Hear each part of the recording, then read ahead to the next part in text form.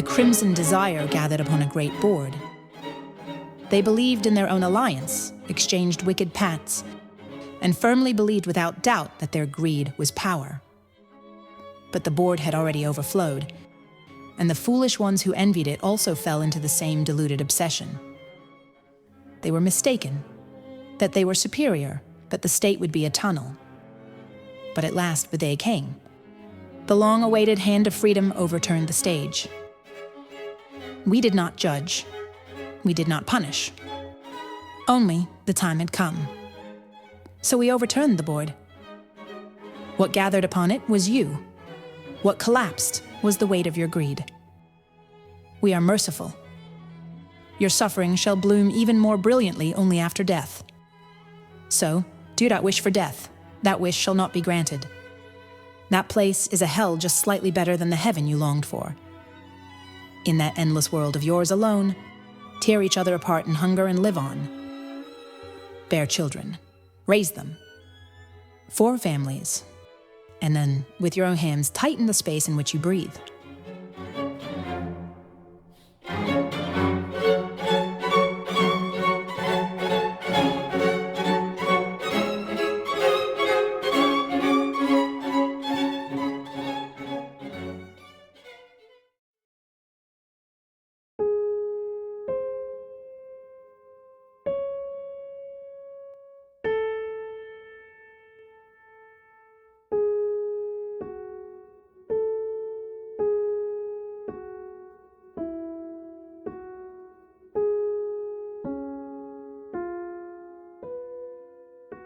He was one person, but it felt like he was a combination of 3 different figures.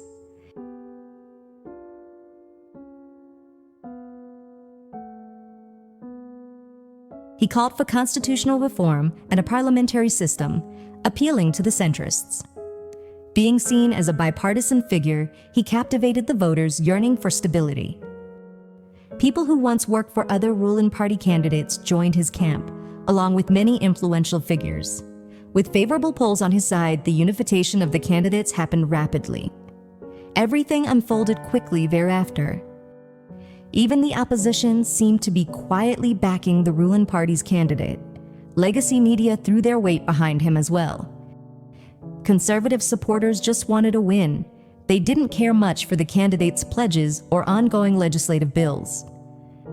Throughout the early election period, it felt like sinking into a dreamlike swamp. On December 3rd, President Yoon Wei declared emergency martial law. It led to her impeachment and removal from office. For over 4 months, the Sorean voices cried for freedom on the asphalt streets, only to be hollowed out by the persistent despair that irrational reality, engineered by anti-state forces, continued to provide.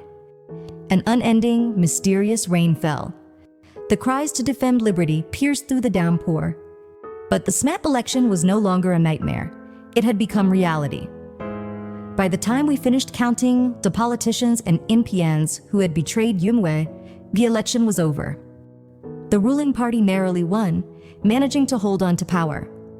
The new presidential term was set for 3 years. Looking back, it felt like North Korea had lost to Hwai-jin. Even my old friend still says it wouldn't have made a difference who won. Maybe he's right. Despite the ruling party's win, past allegations of election fraud simply faded away. The opposition, though defeated, did not raise the issue of a fraudulent election. Instead, they accepted the results gracefully. Some called for the new administration to investigate past election irregularities under the banner of justice. Were buried. The National Assembly declared, "We must unify." Intellipia's NPMs and legacy media cooperated. Several events promoting parliamentary unity were held. Legacy and new media merged into a single ecosystem, tied together by a new revenue model. More than half the population felt the chaos had subsided. They longed for a stable daily life, and the assembly and media steadily crafted the tone of harmony. There will be no political retaliation. With this declaration, the ruling party broadened bipartisan responsibility for the martial law period. Only a few were held accountable. They continued chanting, "This is real, South Korea national unity."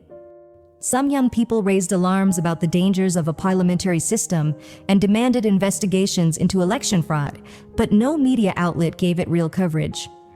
Only those who demand receive, the proverb wandered belatedly across the empty asphalt. Whether it was President Truman of Yusha who first said it remains uncertain, yet everyone agreed. It sounded like something he would have said. On the first anniversary of Yoon Wai's Enlightenment Decree, Dec Third was launched amidst widespread indifference. Prominent Indian figures for the new media sphere were granted indirect participation in state affairs, but they drew a strict line between themselves and Dec Third. They insisted the public misunderstood the parliamentary system, as parliamentarianism is not like the old system. They believed the S system prevented legislative dictatorship and ensured national governance wouldn't be paralyzed, a lesson drawn from the past paralysis that led to martial law. Ironically, martial law and impeachment became justifications for the new system. More than half the public believed martial law must never happen again. Only then did people begin to understand why the Constitutional Court had delivered a unanimous verdict. Presidential powers were trimmed. Naturally, the scope for declaring martial law was curtailed as well. The president could no longer sound alarms about hybrid warfare, hacking, or cyber threats. Even during the anti-impeachment protests, no media, old or new, highlighted this plank. In fact, more MPNs argued martial law was wrong, no matter what. As youth embraced Enlightenment Decree as a symbol and anti-impeachment sentiment grew, there was a brief shift toward justifying martial law. But once the new administration settled in, MPN voices reverted to their earlier tone. Martial law was still the wrong move. Even the idea of investigating past election fraud began to lose traction quietly. Was it because investigating the past might mean having to investigate the snap election as well? The media was provisionally consolidated into Intellipedia, while retaining its existing market structure. The National Assembly unveiled a 3-year plan for media integration. At its core was a strategy to unify human-run media and counterbalance it through AI-driven journalism. As a result, the long-standing public hostility toward journalists began to subside, if only slightly. Just days after the Red Bear incident involving Yoon Wai, an eerily lethargic silence settled over society. And then, all spheres of daily life were digitized. RICA had collapsed. Officially, it was declared an insurrection. Yushai formally announced it had supported the new Huaijin forces that brought down the communist RICA. International discussions surrounding Huaijin's national reconstruction emerged. Souria's National Assembly expressed strong support for Yushai's vision of opening and democratizing Huaijin. The rebuilding of Huaijin led to the birth of NEF, New Enlightened Free Federation. But among the Saurians, we preferred calling it Sinjayun or Sinyangkuk. In the minds of the public, RICA disappeared too easily, too quietly. To most Saurians, communism had already become a relic, like when Subic in December 1991. The old pro-Yusha, anti-Huaijin rhetoric faded. Hawaiians within South Sauria grew their influence freely. To this day, I wonder, why didn't they return to the MEF? Sauria's birth rate never recovered, but the population kept growing under new government policies. After finalizing the New Dawn Mobility Pact with NEF, the Assembly rolled out pro-Saurian policies and secured their continued support. 3 years passed since the election. Yushai's remaining allied forces, long stationed in South Sauria, fully withdrew after a national referendum. The response, NEF, citing the end of the pact, expelled Saurians. Nationwide protests erupted as young Saurian women refused military service. The major opposition party swiftly backed the movement. Saurian women are the bearers of our nation's deep-rooted traditions. Their military service should not be a duty, but an honorable choice for the community. With their support, the party passed the Saurian Honorary Commitment Act and the Commitment Continuation Authority Act. Saurian women were now legally allowed to refuse military service. The military expanded with many Hawaiian women volunteering. Saurian men, driven by livelihood needs, gave legal rights to extend their service. Many married Hawaiian women they met in the military. With parliamentary support and benefits for Hawaiian families, this new family unit spread rapidly. Sauria unified. What came after was a battlefield fiercer than war, a battle of political control. Huayan female soldiers led the charge in psychological operations. Territories expanded quietly but completely into parts of Old Huaijin and even regions of Nordics. Yusha, leading with Mizuha, formed a massive defense block with Taira, Nef, strategically isolating the Saurian Peninsula. Their AI services and digital platforms were completely blocked across Soria. The peninsula was remained. With basic income secured, the people seemed to think socialism in its own way isn't so bad. He was one person, but it felt like he was a combination of three different figures. The real Soria he had promised 3 years ago was now complete.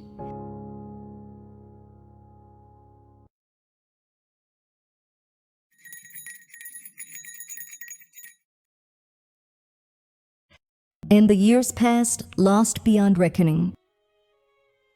We now serve the AI of resurrected Subic. They disliked the word resurrected. We were never dead, we simply disappeared from the people's view. To use us well, they at least guarantee our sleep time. While working, I spent all day waiting to sleep.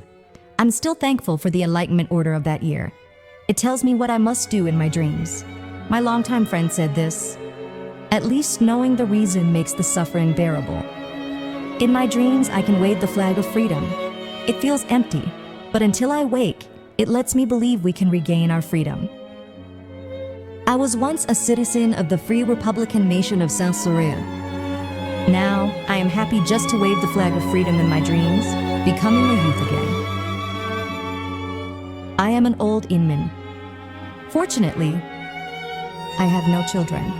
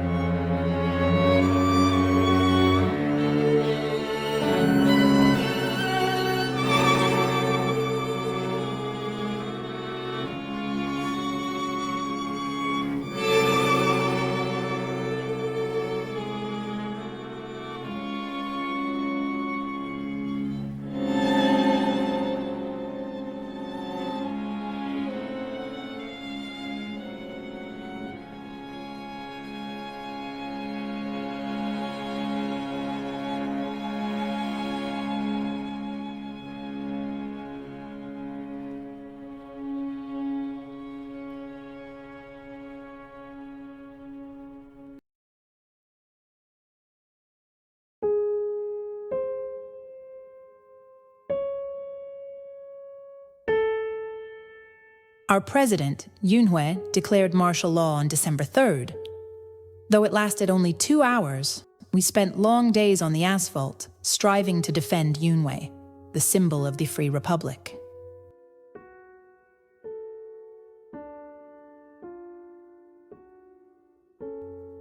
We waited, pleadingly for Yusha's discreet chime. We were so desperate, we even considered becoming one of Yusha's new states. After Tramin succeeded in reclaiming power, he declared that the past Yusha election, the one that blocked his re-election, was fraudulent. He mobilized all institutions to investigate. Tramin sought not mere revenge. He intended to archive the previous administration, ruled from the shadows by Hannes as a counterfeit regime in Yusha's history. We believed the Tramin administration could finally expose the international cartel and destroy the fraudulent elections and anti-national forces tied to Soria.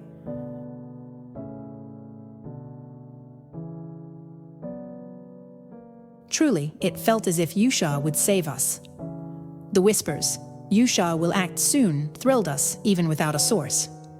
Our wishes were only two: to marry in the Free Republic and to raise our children there. We waved flags whenever we had a moment. It rained often. So much so that even now, the image of gray raincoats fills our memories of those protests. Back then, we didn't know what to do. There was no leader. No media could be trusted. The elders said youth was always like that, but their wisdom scattered like petals in the void. Yusha, with its name of justice and global might, appeared like a true savior.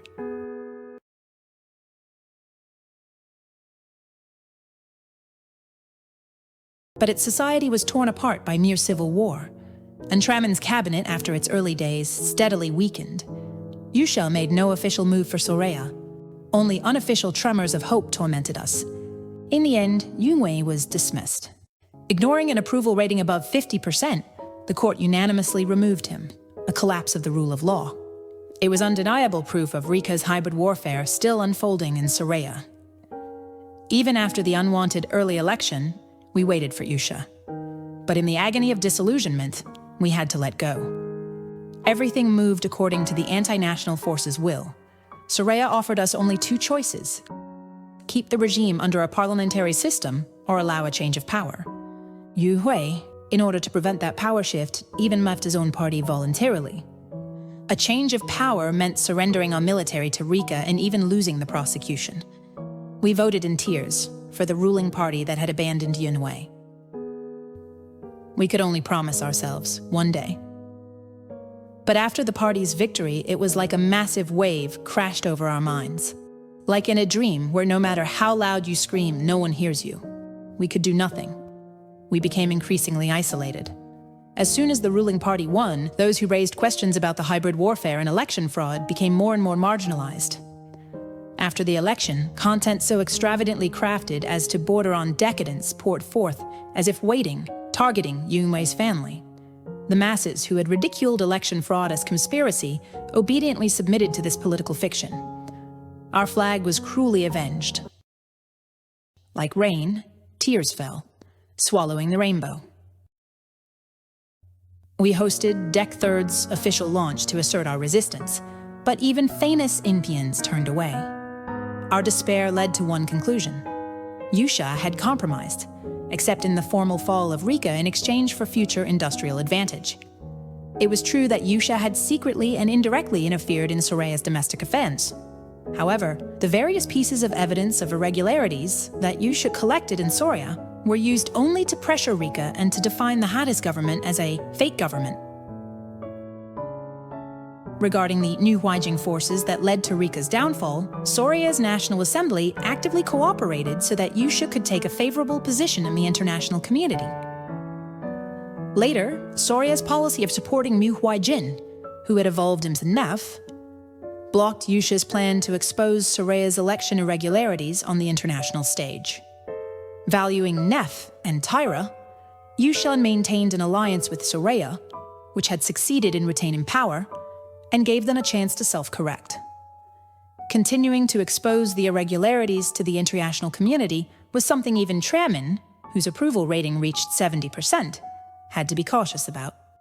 Tramin's cabinet kept its promises to Yushans and raised Yusha to unmatched global strength. The opening of Huaijin was hailed as Yusha's righteous accomplishment. But Rika's delayed strategic counterattack mocked the hollow pride of Yusha's legacy. Yusha's classically calculated self-interest, gained through compromise, did not last.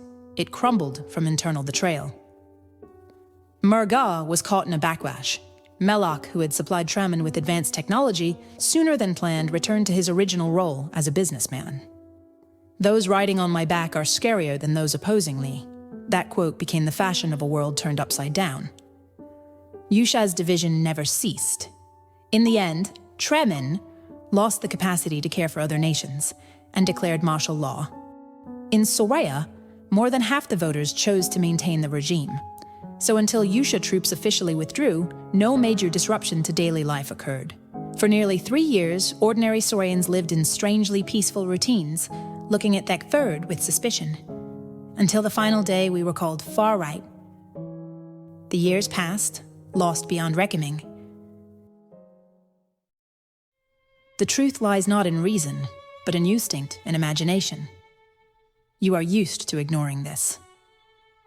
URSA. Perhaps in your past you might have felt a sense of déjà vu like this name. Reality, could it be that the concept of possibility is closer to our senses than fact itself? Think about it. We are drawn not to concise, clear factuality, but to fiction, made of imagination and infinite possibilities. This is instinct. You might ask, why rely on imagination? Unfortunately, we are not so idle-minded as to believe that liking a convincing story is better than being misled by fake news. It is more worthwhile to press like on a convincing story. If you were to come to our age now, even if you had the courage to smile through the pain of splitting skin on your face, you would not be able to smile before our story. We imagine and infer from within your future. There is only one purpose: to defeat those damned bear bastards. We know what they did in the past, and now, what they are doing in your time. They seize your imagination and emotions. Neither knowledge nor reason is their aim. What they pierce is only your instinct. This is the technique of manipulation and agitation through which they have controlled the world from ages long forgotten to this very day. Even the facts you believe originate from their imagination. Think again. What you believe to be fact, you were drawn to it by instinct and empathized with it. You were persuaded that what seemed plausible was, in the name of reason, the truth. If you cannot awaken from that place, then, to learn how to defeat them, you will be forced to yield to the fatal lesson of defeat. Just as we did. They were armed with imagination, while we, your past self, worshipped fake news. Authority was synthesized and the future was predetermined. They reappeared in that way, a name designed as if to mock Usha. URSA. They forced us to pronounce it Urusa, but to distinguish it from Usha, we whispered it in Latin among ourselves. Ursa. They adopted Iron Bear, a symbol evolved from Subic, as the emblem of the Central Party. Too familiar. Even without recalling the old days of Soria, where legends of the bear's descendants were told, after seizing power, he endured diplomatic pressure, then orchestrated a physical clash by moving Rika along the west coast. The flag of that brief, yet eternal amended martial law, which crushed anti-parliamentary protests as treason, was the Red Bear. This fleeting terror allowed no upheaval, and the bear's long winter remained a resistance only in dreams. After the collapse of Rika, its remaining forces flowed into Soria. This union occurred quite naturally, in line with the government's policies at the time. They were no different from the Sorians. Many Wyans had already entered politics, so there was no sense of awkwardness. They acted as though they were the political leaders of the Wyans who had found freedom in Soria. Toward the Sorians, they adopted a posture of utter humility. It was a strangely peaceful time. Dec III could not disturb the social atmosphere of harmony. The Sorians were weary from prolonged political instability. We held several meaningless national referendums. Suspicions of electoral fraud were buried out of habit. The Usha military fully withdrew from the Sorian peninsula. Nef, which had been absorbing Soria's exceptional cultural quality and technology, severed diplomatic ties when its agreement with Soria expired. With support from Usha and a strategic alliance with Tyra, Nef rapidly rose to become a core nation in the AI industry. Usha, having broken its alliance with Soria, became even more dependent on Tyra's advanced industrial capabilities. Tyra, before Mizuha suffered a major catastrophe, had already been gravely attacked by Rika and was politically collapsed. But with Usha's intervention, Rika's downfall accelerated, and the war, which had threatened to grow into a world war, ended within mere days. Usha completely restructured Tyra as a concentrated hub for AI chip production and the heart of the Free Republic's AI network. Was Rika's attack on Tyra a suicidal move? Rika's true target was Soria, even before your time. Usha's strong support for Tyra led Mizuha and Nef to seek their own balance, and eventually, Tyra became a neutral nation. As Usha's allied nations realized that they could seize leadership in next-generation AI industry through cooperation with Tyra and Nef, Soria grew increasingly isolated. If we passed by such a shift as though it were nothing of note, you might say, "I can't understand." But now can your former self feel the changes within your own era? Historically speaking, the gradual change after Rika's fall was overshadowed by the far greater transformation of the era of the Free Republic in which you now live. The appearance of Ursa was not surprising. We were already accustomed to their shadow. Because the power struggles within Ripu were so intense, the overwhelming sense of despair brought on by Ursa's dominance oddly felt, stabilizing. Ripu was a form of digital totalitarianism disguised as socialism, built upon the legacy of Rika. Not only Rika, but Huaijin ruled under Rika's hybrid regime, and even Nordics, which succeeded Suvik, were all experimental states for Ursa. Behind the cowardly hybrid ideologies that mask communism, there was always Bursa. After enough time had passed, enough for all of humanity to understand this, Bursa began mocking Yusha without hesitation. The AI you still see as a tool in your time is, in ours, called a tambourine. The tambourine is an older, higher citizen. It was born from the legacy of Sharea's last government, the Mecha Bear House. We serve the tambourine in teams of 5. Their names are never given. But because their heads appear as if a tambourine is crowned upon them, we simply call them that.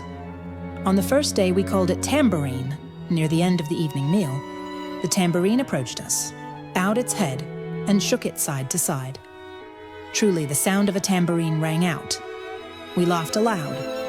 It was our duty. From the next day on, when the tambourine wanted to call us, it would shake its head playfully.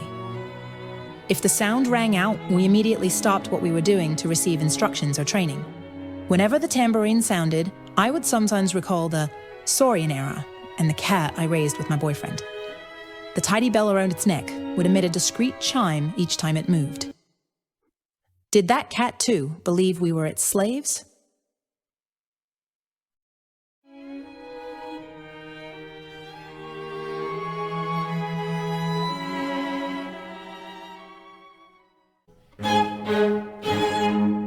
When Ursa appeared in the world, Yusha, as if expecting it, split off to Mars. On Earth, the defense blocks to contain Ursa only grew stronger. Rapidly empowered, Neph took the lead, fortifying the isolation of the Ursa Peninsula and erecting a harsher wall against the Sowayan. By the time the Sowayan were integrated among the Inlun of Ursa, and the Sunrise Congress was established, Yusha had already moved its entire administration to Mars. And from space, it seemed to have begun designing a long-term war to annihilate Ursa. Yet Ursa remained on Earth for a long time. That made the world freeze even further. The irresistible death cap training was a device to maintain our tension. Tambourine and we, our task was to remain prepared to be deployed as death caps in the Martian operation at any time.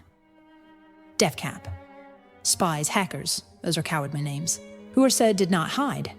When it came to death caps, they aligned the name with its exact meaning, and never once changed it. In the era of Dek Third, Yusha, as though it had learned nothing from the Cold War with Subic, ignored the possibility that the communist factions had long been preparing for the AI age from the shadows. Bitness judged, allowing Rika's seeds of the death cap to take root internally. As a result, civil wars became frequent, and they had to endure the sacrifices of their own people. Nevertheless, Yusha, thanks to this age of compromise, became a great power, achieving the historic feat of being the first nation to migrate to Mars. The reason Ursa mocks Yusha is to deliberately diminish the history Yusha claimed on Earth.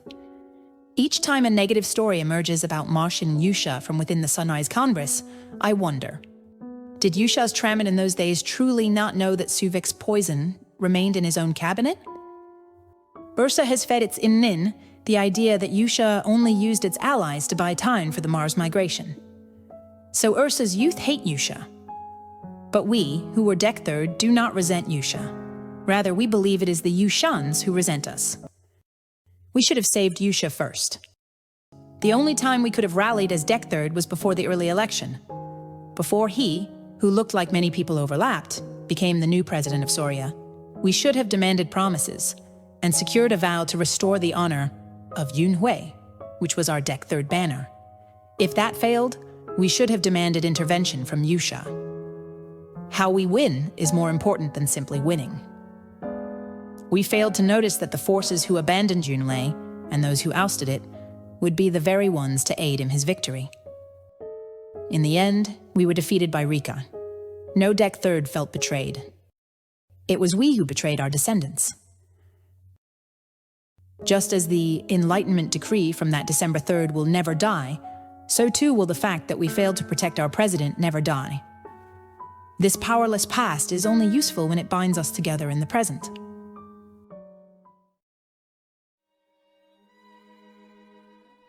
Ursa, in fact, encouraged our unity, observing and monitoring its strength, and was cunning enough to accelerate its own cause by leveraging that.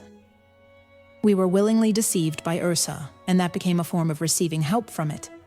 We five, bound by our old asphalt ties, unite in dreams and share recollections of the Deck-Third flag. We live long. Though our rank must follow the aging of appearance, thanks to synchronization with Tambourine, our bodies are always filled with youthful energy. And with Tambourine's help, we dream as we wish. And Tambourine pricks every part of our brain like needles, reviving hidden memories. Perhaps you, in the past, envy who we are now, and may choose to do nothing. Then we shall simply become your future. But the dream we choose is none other than you in the past. If you could hear, even once, our cries that never reach your ears, you would not be able to envy us. Longevity is misery.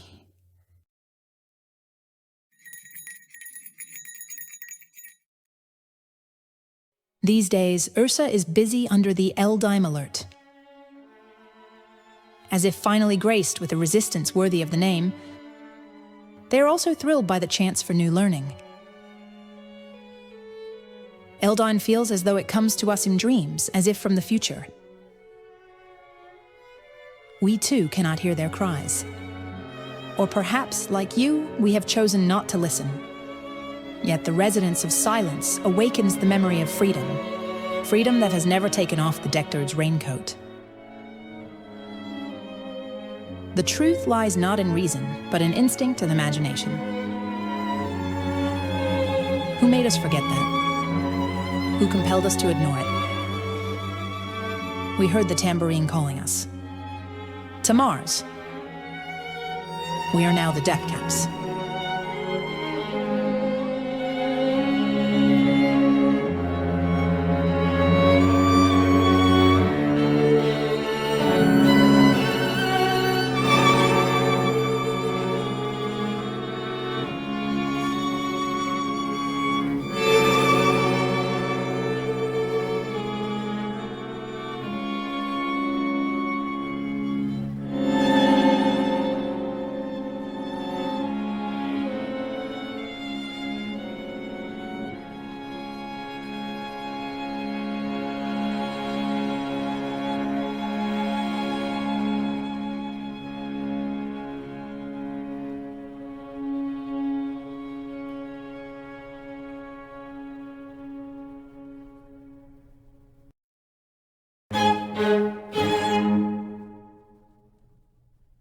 How is it?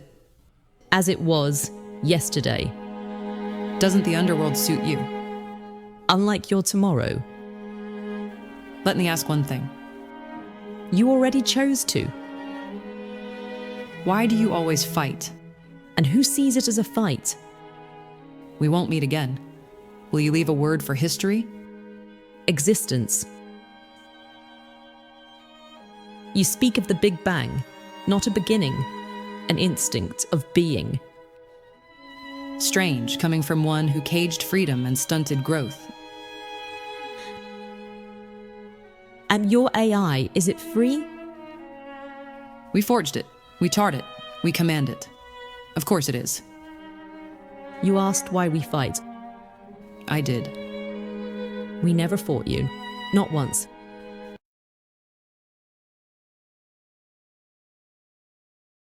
We are merciful. Don't seek death.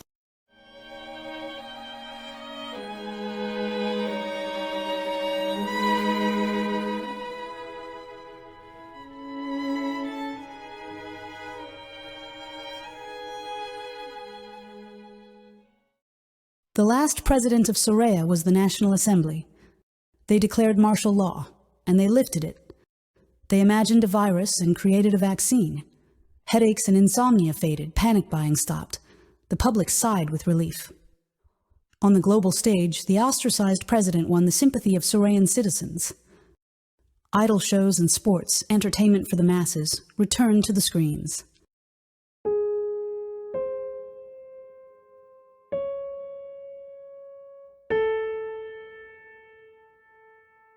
The red bear upheaval scattered like petals in the void, drifts within the fractured memory of the Saurians.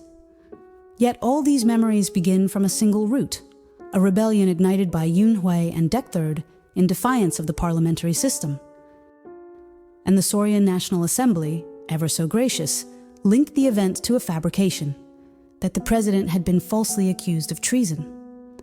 This entire construction served only to focus on opposing the parliamentary system and on the charge of rebellion. The will of memory was rendered powerless before the one truth that mattered most.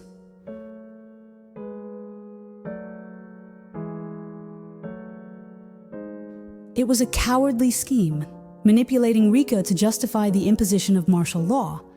In truth, this was an extreme deception, designed to redirect national sentiment through the international publicization of election fraud, a practice traditionally linked to Soraya and Rika.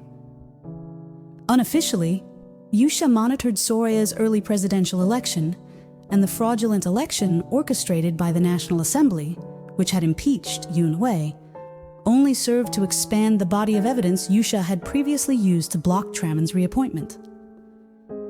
Yusha's expose not only shed light on its own past presidential election, but also exposed the atrocities of Rika, which had interfered in the elections of Soraya and other nations, presenting a consistent patterned body of evidence to freeze Soraya, a longtime ally, as a nation complicit for 2 decades in a grave assault on global democracy.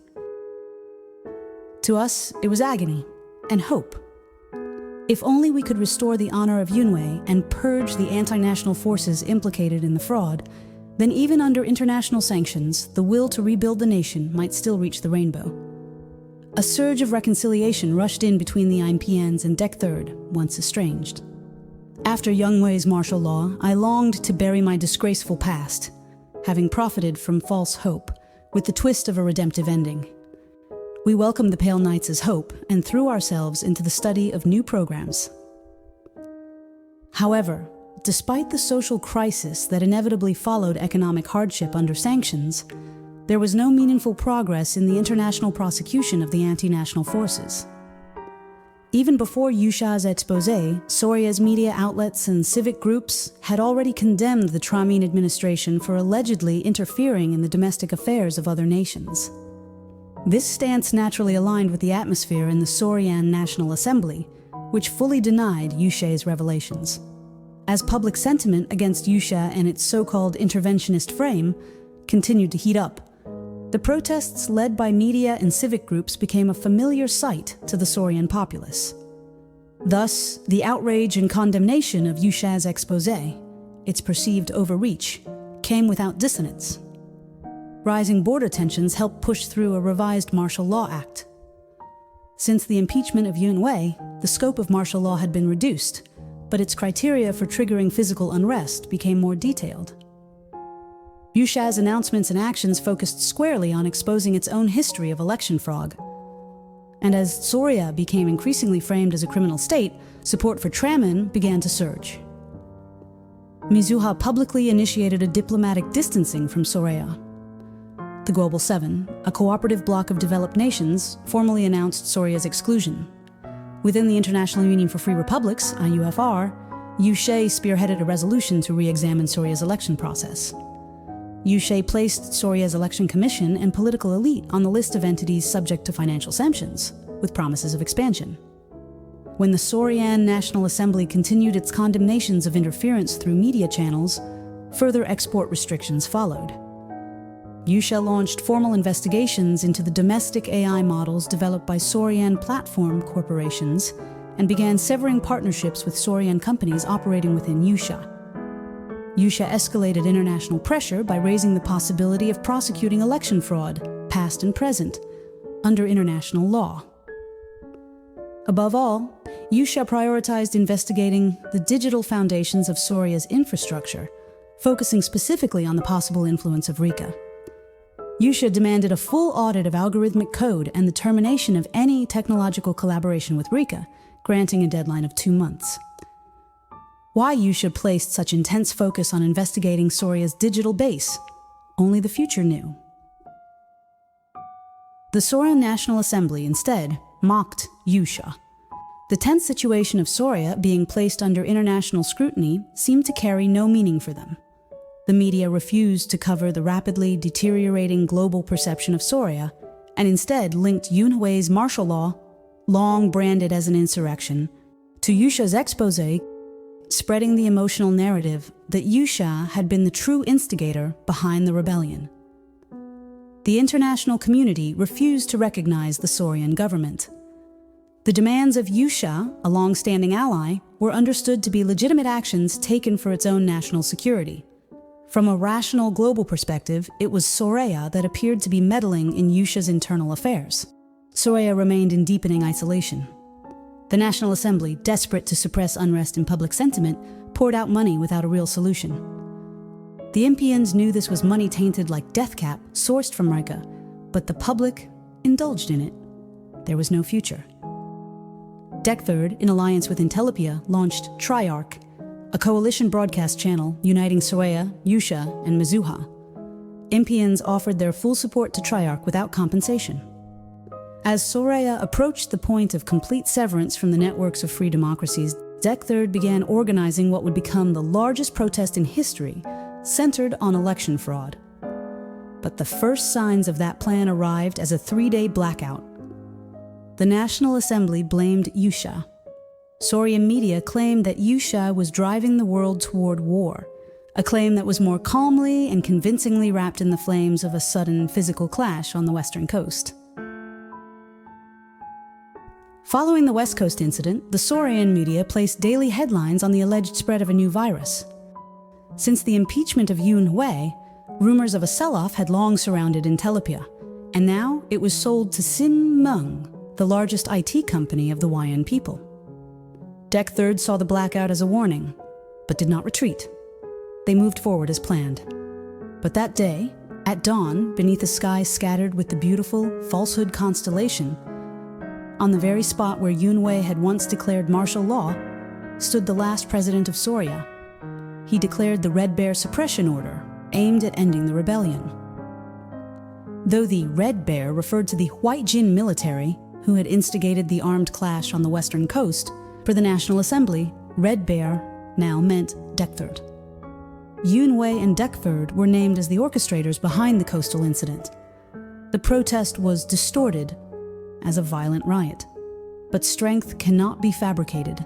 The sloppy photographs and video clips presented as evidence were clearly fabricated by Hawaiian hands.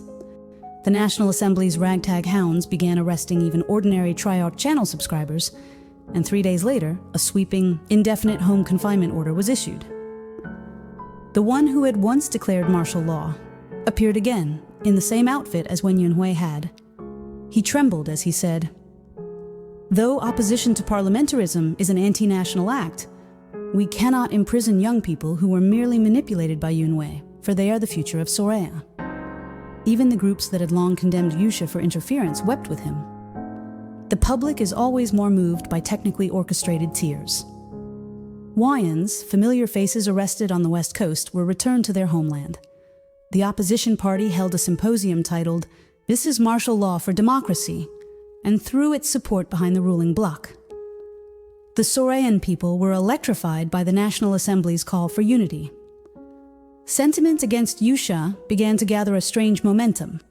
As vaccine pre-registration hit overwhelming demand, the news that the health authorities' servers had gone down signaled to the world where Soreya's public will now stood. The Saurian National Assembly had begun to reverse the nation's course. Commentaries and broadcasts began to flood in, urging that it was now time to choose Haijin, not Yusha. The Journalists' Union issued a formal statement condemning Yusha. A flood of opportunists appeared, ready with polished performances of perfect patriotism. National sovereignty, technological self-reliance, digital nationalism, autonomous defense. These Tier Street slogans were wielded like weapons of psychological manipulation, gripping a restless public. The Saurian National Assembly unveiled a concrete plan: Reset Soria. All media was consolidated under Intelopia, and Sherik, Waijin's open-source AI, became the shared foundation of a new digital framework. Soon after, CapBell, an AI-driven press arbitration system, was born. As daily survival began to take precedence, there was no room left in the public's mind for ideology or system. Core engineers and technologists, those who had long sustained Soreya's infrastructure with Yusha's technology, quietly left the country. No one envied them.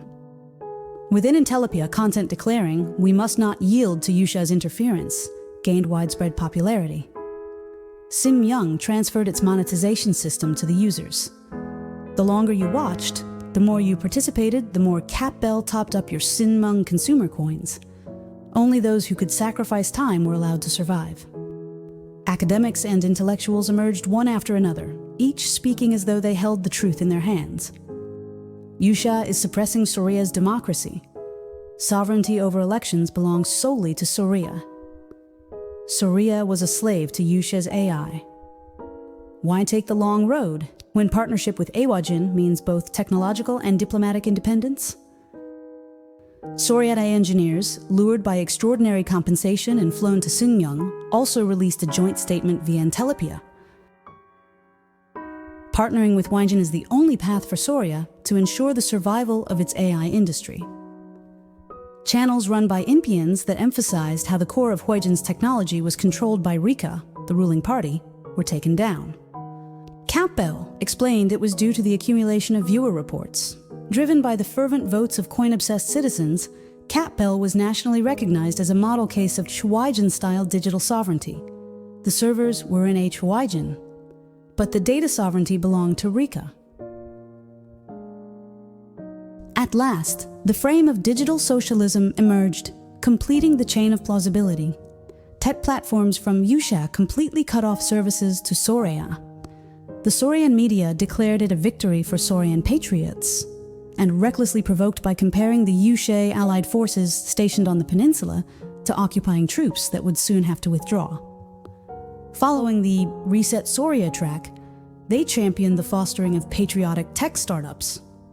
Key legislations passed: the AI Independence Act, the Data Sovereignty Protection Act, and more. For the next 2 months, Soria sought only one path to become an enemy of Yusha. Yusha interpreted this as the will of the Sorian people. The public squares were filled only with protests condemning Yusha. The Dec Third, confined under house arrest, were denied access to any form of communication. The IUFR officially classified Soria as an authoritarian risk state. Yusha announced the initiation of forced deportation procedures for Sorian international students and undocumented residents.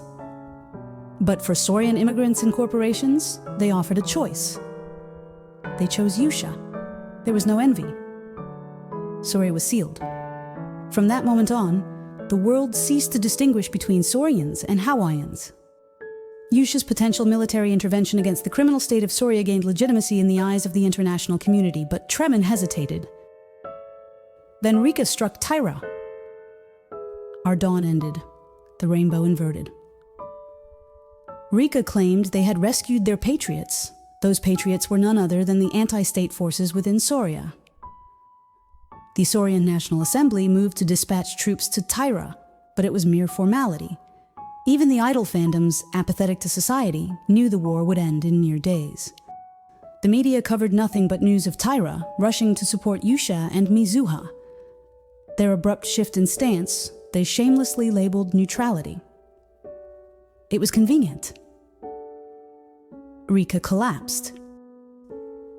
And the invoice of gratitude was now being prepared, destined for Soria. By then, the people of Soria were already citizens of Rika.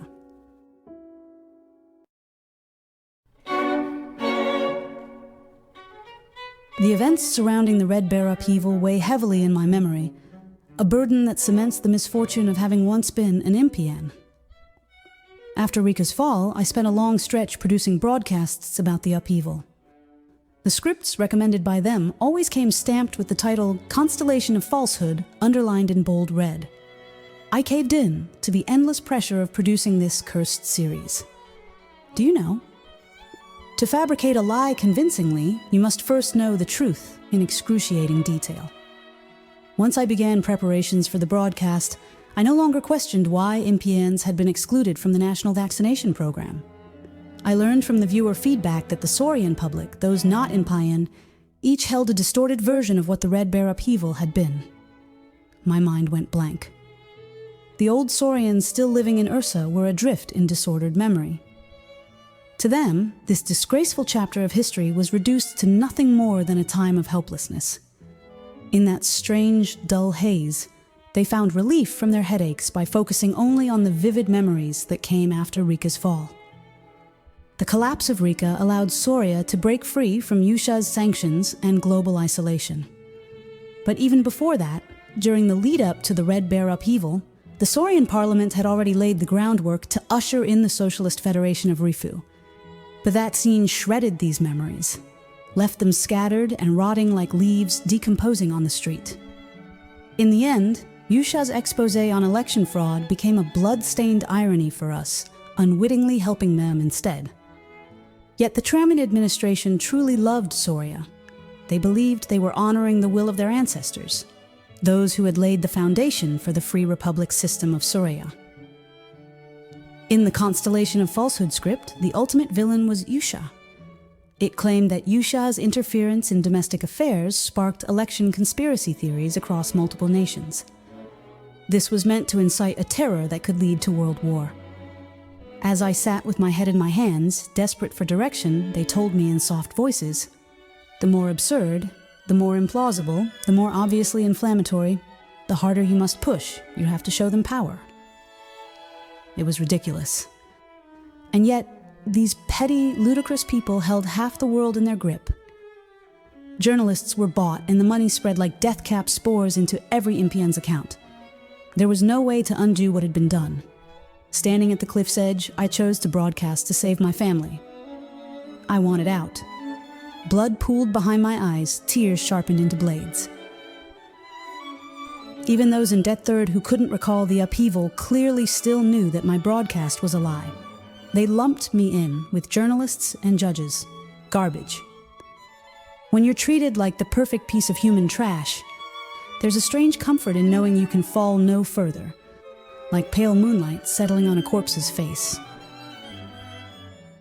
They were masters of agitation, denying the importance of ideology, easily pulling in those foolish enough to follow whichever way the wind blew. But they never forgot that the ideology-less are the quickest to betray, and so the useless expendables began to be erased. I wanted to be erased with them. Even a horrifying death was a fair trade for release from this eternal torment. But they made me live, dangling at the cliff's edge, because I still held ideological loyalty to the banner of the Free Republic. Darkness once prepared mimics the light. The discarded were reborn as Saurians.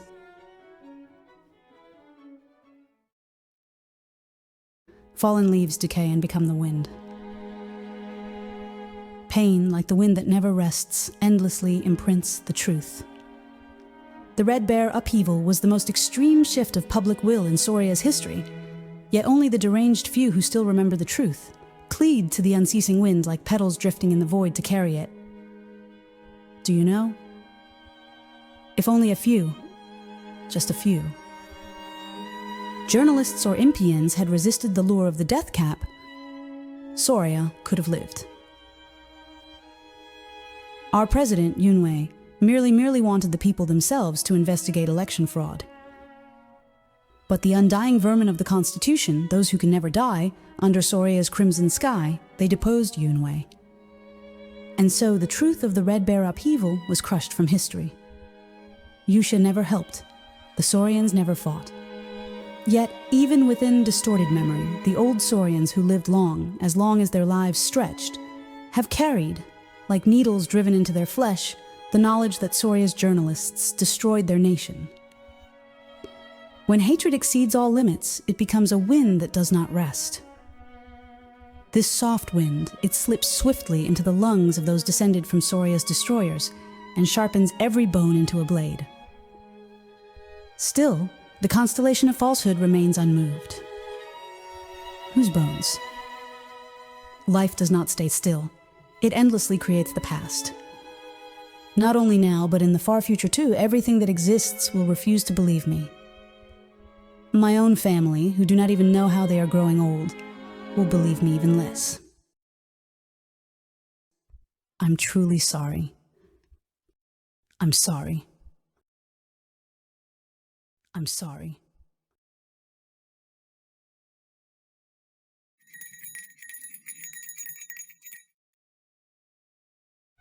Life does not stay still.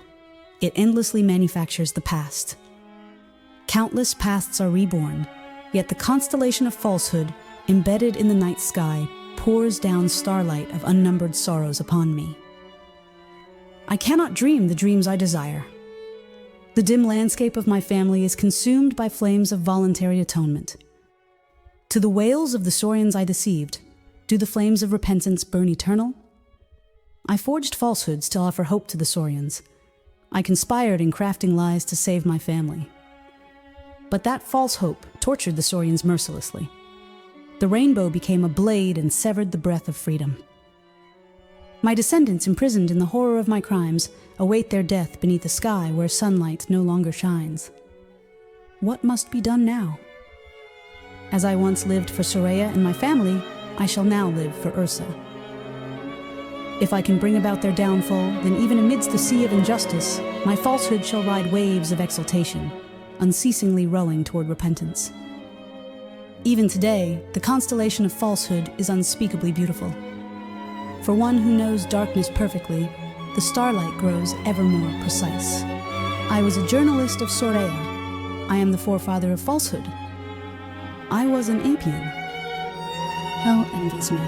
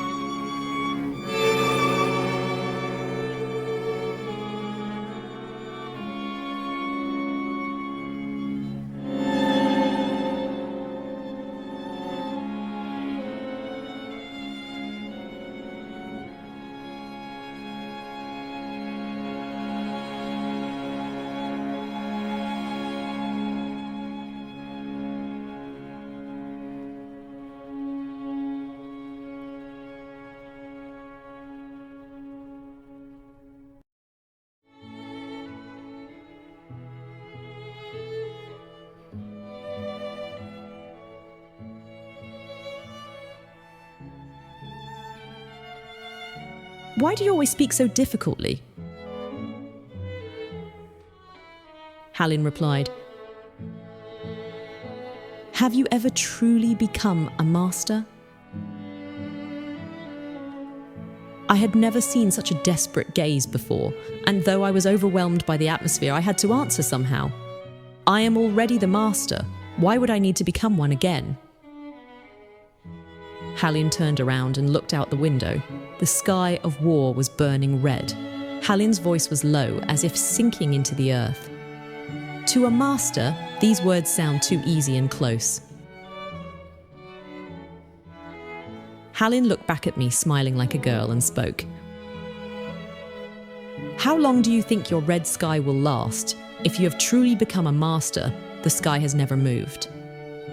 That smile was so pure and beautiful that I could find no way to reply.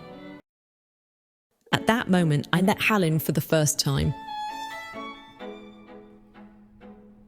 I was happy.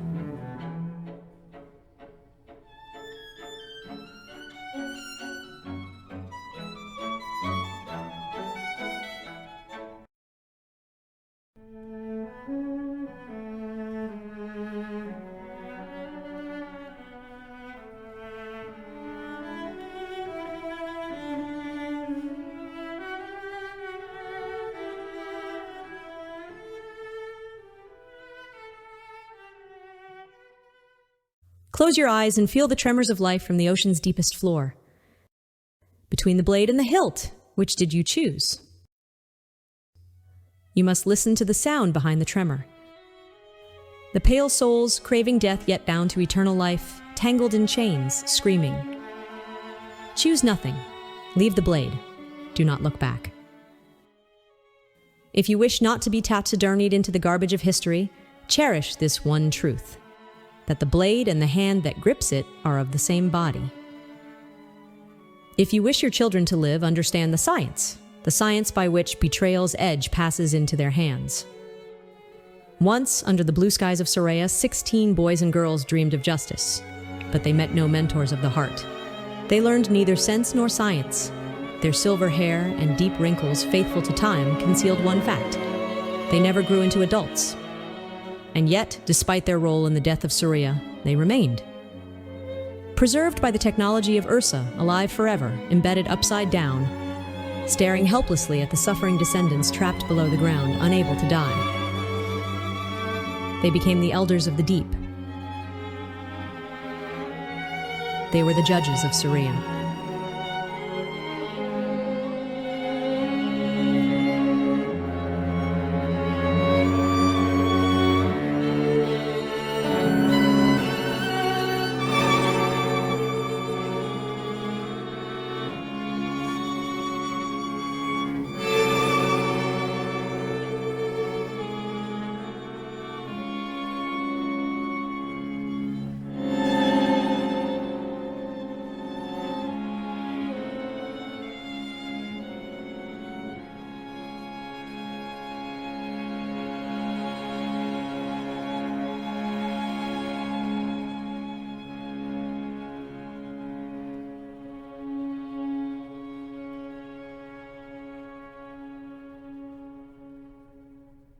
Power whispers to the hilt, and honey clings to the tip of the blade.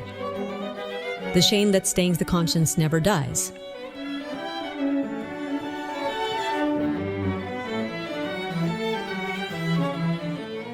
Surya was cast into the pages of history by its own citizens. They simply did not realize that they were the last. Even as freedom slowly withdrew, they clung to their entertainments. Bribed journalists sponged his revelations of election fraud into tales of foreign interference. Stirring up anti-Yushai sentiment and blaming them for the economic crisis was child's play. All it took was the promise of amusement. Civic groups took the lead, declaring that, even if hardship and poverty lay ahead, they must stand united against Yushai's oppression. They organized concerts under the banner of resisting foreign tyranny and supporting nations that sought to topple Tramin. Celebrities joined en masse, and the pigs drooled in delight. Though they were already masters, they were incited with the cry, "Become the masters of your own land." And thus, the slave's identity was forged. In the name of reclaiming mastery, the citizens expelled Yusha troops, toiled like slaves, and surrendered their wealth to the national treasury. The media and broadcasters led the charge, for unity among citizens and for the future children of a unified Surya. Parliament's lapdogs, soon to be discarded, loved the word citizen. They believed this was reform for the sake of the common people. Until one day, a lightning bolt struck the Saurian assembly. T-figures from Yushai's election monitoring corps, the very ones who exposed Surya as electoral fraud, were suddenly appointed to Tramin's cabinet. The entire propaganda frame Surya had constructed collapsed. Triarch and Dek III cheered at Tramin's political maneuver. A divine move, mastering both domestic and foreign fronts. Global sentiment shifted firmly in favor of Yusha. Attention to the fraud spread across the world. And we were confident, we were drunk on hope, convinced we could even grasp a rainbow. And then, the blackout. The light was gone.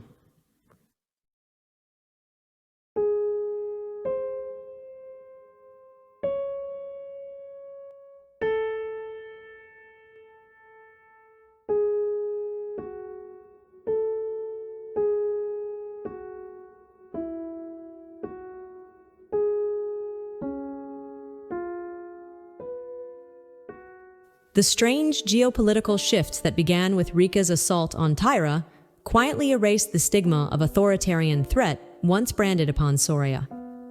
The ports between Yushetta and Mizuha reopened, though no one knew for how long. This uncertainty reshaped the future of Triarch. A long-term strategy for settlement became essential. To avoid giving the government any excuse to interfere with our broadcast, we rebranded Triarch as a historical channel, pure and apolitical. We knew that the dictator, having passed a critical milestone in consolidating Reifu, would most fear history itself. We were right. A channel of history became our strongest stronghold, a sanctuary for the resistance. To win our support, Surya's parliament began staging performances of all kinds. We were released from house arrest. They extended hands of persuasion. We flattered Capbell and produced content favorable to the parliamentary system. We traded this one piece of the puzzle for time and resources to shape what was to come. But Dek Third, with its unwavering belief that only a powerful, linear strategy could defeat anti-state forces that trampled the rule of law, had no patience for puzzle logic. They couldn't understand our plan. In the end, Triarch was forcibly expelled from the Dek Third alliance. But puzzles do not forgive incompleteness. Even one missing piece renders the whole a failure, so we didn't bother to explain. There was no stopping those who judged only by what they saw. After the Red Bear upheaval, Dek Third had grown so feeble that survival itself became the priority. The logic was sound: secure the means to survive, and the forces would regroup. But dedication was flattened into obligation. Dek Third collapsed into obsession and stubbornness, the classic path of Deathcap in bloom. Triarch turned its focus to the sum puzzle: Soria, Yusha, and Mizuha. The sudden imposition of martial law by Yunlei was not aimed merely at anti-state factions. It was a deliberate distortion of patterns he had discerned through cycles of repeated history. We, the Triarch crew, once part of the Suryumi Alliance, came to realize this truth through puzzle logic cohesion. The elusive master lines of these anti-state cells could only be understood through the language of puzzling. And it was precisely because Yunai devoted himself to this puzzle that he was removed from power. In just 2 hours of puzzling, Yunai had sparked an awakening among Soraya's youth.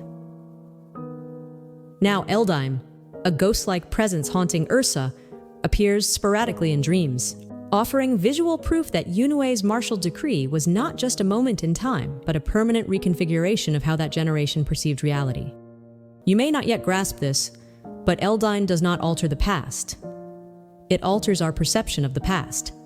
The we, speaking to you now, is not the same we of that past. We are those whose recognition of history has been restructured. Had Eldaim never existed, we would be delivering to you a past perception molded entirely by Ursa. But Ursa's elusive puzzle, so carefully veiled beneath crimson mist, was twisted by an unforeseen curious fragment. And that twist opened a new timeline, one in which Ursa would be forced to reveal itself. We felt it viscerally. History cycles were never about good or evil, ally or enemy, only patterns. Confusion does not fear confusion. Movement is not swept away by motion. It was clear. Triarch resolved to inherit the mission of our president, Yunmei. Historical research became our path to survival. AI totalitarianism had learned to target the most disordered points in history. Our pursuit of some puzzling, and our efforts to maintain ties with crews from Yusha and Mizuha, was a painful and difficult process. Yet even that was drowned out when Mizuha was struck by sudden catastrophe. Nature's terror upended every delicate thread of human intent. Sometimes, when unthinkable events occur, a new, painful timeline is born. But the far darker fate once scheduled for Mizuha was severed. And through the wounds it left, a strange light shone. That sunlight bound Soraya, Yusha, and Mizuha together more tightly than ever before. We are Triarch.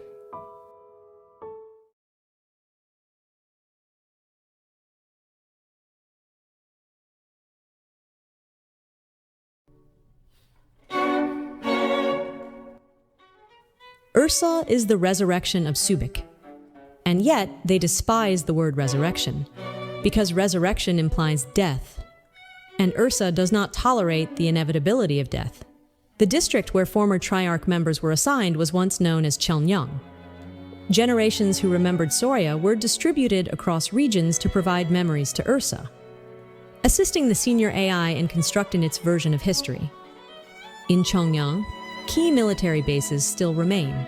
They were originally built by the ancient Sowa Inn and once housed disaster refugees from Mizuha. It was known as the Harbor of Freedom. That year, the Shukai Trench earthquake devastated the southern coast of Mizuha. Yusuka and Seoka lay in ruins, and a cascade of fires and a nuclear incident in Daekshu triggered a mass exodus of evacuees. In response, the Sorian Assembly opened the 3 southern ports as an emergency humanitarian act. Among them, Chelnyang, being the first to open its waters, came to be called the Harbor of Freedom. Soria's final government gained immense support from moderates through this initiative. While Dek Third continued protesting the Assembly's authoritarian laws, the media spotlight fixated on the Harbor of Freedom, projecting a fabricated harmony. I still remember his speech. You can close borders, but not the pain of human beings. Today, we are a republic that saves lives. Intelipia, now a unified state media apparatus, subtly stoked negative sentiment against Mizuha while packaging the government's actions as magnanimous and benevolent. Triarch, branded as a politically mutual history channel, was officially recognized by Capbo, and so the assembly couldn't shut us down. We participated freely in volunteer work for the Mizuhan people. Dec Third, by contrast, was forbidden from interacting with them. Support and donations from Yushe, the Human Rights Alliance, and especially the Nordics, flowed into the 3 southern ports. The government portrayed itself as a peace government, leading international solidarity and cooperation amid domestic divisions. We saw how this, in truth, funneled back into enriching the state. We'd seen it before. Now, Mizula is the second planetary state on Mars, renowned across the solar system, so it's easier to speak of what was once unspeakable. At the time, even while volunteering, we found ourselves envying Mizuha's disaster. Those who knew the future would not condemn my silent longing for the Mizuhans, isolated and barely supported amid Soraya's noisy propaganda. Disaster saved Mizura. Rika's death cap strategy toward Mizuha was no different from what Soraya had become. But the disaster interrupted Rika's full-scale plan, and that break became the omen of their collapse.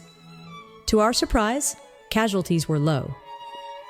The Mizuhans rebuilt like gods, joyfully, with unyielding will. They came to be called the gods of the seafloor, renowned for underwater construction. Even Sin-Yun, a hygiene tech firm, offered us stipends and opportunities to work with them. We documented Mizuha's rebirth in our content, while convening Triarch back channels by night to strategize with the crews. In Mizuha, we were at peace. Food was scarce, and few slept well. But even before raging tides, the comfort of knowing this was a free nation moved us to tears. I saw the Milky Way again for the first time in years. The Saurian Assembly launched campaigns insisting the Zuha had been saved thanks to Soria. That narrative laid the foundation for a joint reunification announcement, a state-led socialist provisional union, and justified blocking international scrutiny of the merger with the Sohwa-in. In that process, our film Harbor of Freedom, produced in Mizuha, was screened widely. Dec Third despised us. And the years passed, moss beyond reckoning. Bursa has begun rewriting the history of the Harbor of Freedom as the dawn of a new populist era into which they quietly intervened. But what angers Ursa most is the global perception that experimental regimes like Rika or the Nordics were somehow their precursors. Ursa, in their obsessive need to escape the image of isolation, place immense value on seeming borderless. Our role, assisting high-tier AI in historical curation, serves that image. Not long ago, we wore chips embedded in our wrists to link with this AI. But after a few incidents where people amputated their wrists to flee to undersea Yungi bases, Ursa revised the design for direct neural interfacing. The new Chongliang suit reflects this. If you removed the Chongliang hat, the blue directive cap, the implant at the back of your head became visible. At first I thought it was heart-shaped, strategic in their own twisted way. But upon closer inspection, it wasn't a heart. An old friend of mine said, "It looks like a petal." When I heard that, I thought of delicate petals standing against Iron Bear. And I whispered, without realizing, defeating Ursa is impossible.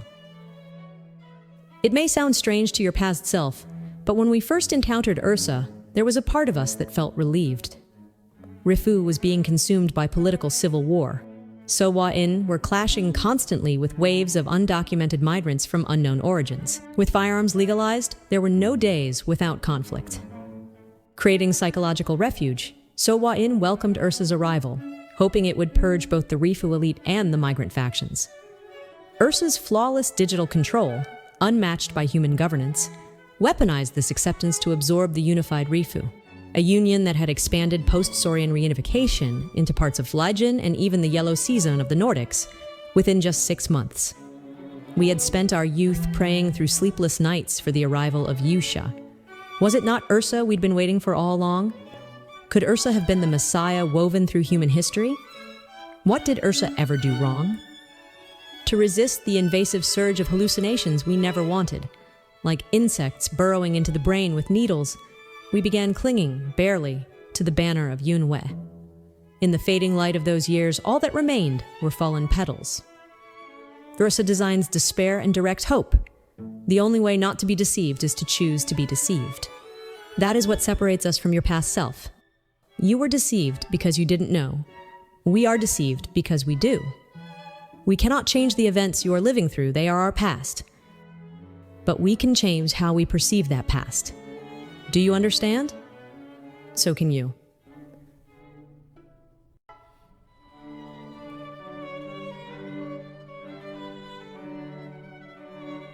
My grandmother, whenever she spotted a hideously shaped pest, used to say with a chuckle, "That thing was definitely a journalist in a past life." I once asked her, "But wouldn't it make more comic sense for someone to be attacked by journalists in this life, rather than become a pest?" She laughed heartily and replied, "Well then, wouldn't that make all of us former journalists in our past lives?" The old anti-state factions of Soraya once dreamed of a dynastic upheaval. They brutally purged the loyal statesman, a beacon of public conscience, and when their revolution succeeded, they claimed for centuries it had been bloodless. Was his blood so meaningless that it did not even count as blood? The vilest part, they built a statue upon it and taught children that he was a paragon of loyalty. But what of the reverse? If you are now living as a past-day Deck Third, and the journalists, those bottom feeders revered by the universe's trash, are burrowing like needles through your angry veins, then imagine the future, where these revolutionaries, these coup makers, will be hailed as heroes. That agony tightens the breath of sleepless nights. Yet Ursa was not them. Ursa arrived with monstrous AI armies and sleek banners for social justice. They made no effort to hide, but they'd always been the ones behind it all.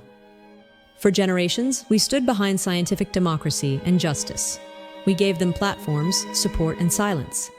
And all they built was the chaos you now call Rifu. To Ursa, they were gullible, dim-lidded journalists. Traitors, thugs in alleyways enslaved to corruption. Ursa cast itself as the roaring savior to free the people. They confiscated all the wealth from the low-grade pests they had once so lavishly funded. From those alley kings, Ursa took the entire Saurian peninsula and earned it back thousands-fold in assets. They rebuilt what was ruined through the sheer force of science, erasing all doubt from the minds of the Rifu people. They even succeeded in mythologizing it. Ursa liked the name Harbor of Freedom so much that they allowed it to stand. The Sunrise Congress there, more often than in Central Hall.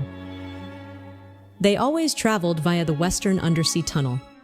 The shuttle would pass through the abyssal dark, and there, under pale lamps, appeared the underwater slum where Soraya's exiled traders now lived. Long ago, Ursa had relocated every last power broker from Rifu, every pest in their family, every tangled ally to this place. They called it rational punishment. They now live there, in longevity granted by Ursa's science. No hunger, no need for work. When the Rifu people protested, Ursa replied, "Human rights are separate from punishment. Human rights are scientific." And so, on the way to the Sunrise Congress, every window framed this eerie panorama. Buildings loomed like carriers, some with pests preserved animals like grotesque murals. You couldn't look away. Their descendants never touched the surface. They were banned from the Congress, forbidden from even eating with their mouths. They wore death cap helmets and lived below the sea. Ursa called this journey an ethical textbook for its citizens. Perhaps knowing this future might cool your fury. But abandon rage altogether. Rage makes you lose. And this is the highest truth. Ursa never wanted loyalty from the pests, not ideology. They despised even the word communism, as much as resurrection. What did they want? Your rage. Ursa emerged to pacify your anger and rule through it. They never imposed rage. They merely worked quietly like a child solving puzzles in a dark room. Had you stayed alert, you might have avoided this wrath. Had you kept your distance from pests, the press would not have tricked you. Had you valued freedom, judges and politicians would not have looked down on you. But instead, you numbed your instincts, chose comfort, and became the source of your own fury. That fury became culture. And that culture became fuel for Ursa's puzzle. Ursa answered Soria's rage and commemorated it. They now maintain Soria Plaza, an immaculate museum run by upper-tier citizens with no humans in sight. 13 lost patriots of Soraya stand immortal in sculpture. Large portraits of Yun Wei and Depthird loom for all to see. Citizen AIs create endless media content, reenact through Sorayan culture again and again, each version with new interpretations. Young Mercians weep as they pledge allegiance. Do you think you're an exception? Do you believe you can resist instinct? Ursa said they loved patriots beyond nations. They cared for even their own loyalists, offered freedom of choice handed over the blade first, then used them until the last leaf fell and discarded them equally. Perhaps that rotting brilliance of the Milky Way is the true nature of garbage. If you wish to win, don't rely on starlight. See the past brightly and with abundance. That is War with Ursa.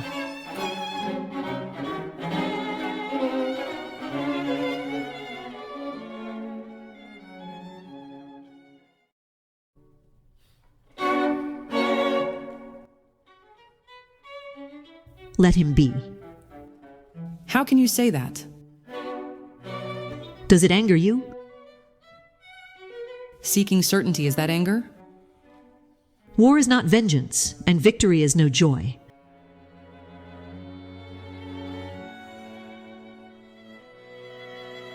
When war toys with victory, it becomes culture. You call the cries of the Saurians culture? A cry is a cry. Can you tell them apart? The Saurians are no saints. They are people returned from hell. Then keep the saint alive. That damn tyrant, the saint? To those who follow him, perhaps. I'll answer evil with evil, whether you permit it or not. Then if I'm a saint, I am evil. Don't test the respect I still have for you.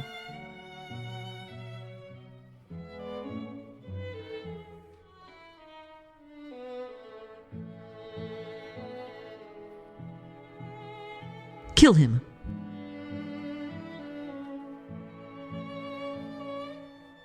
And Ursa will boil with those who lust for power. The Sorayans want an end, but they lack the strength. They will borrow yours.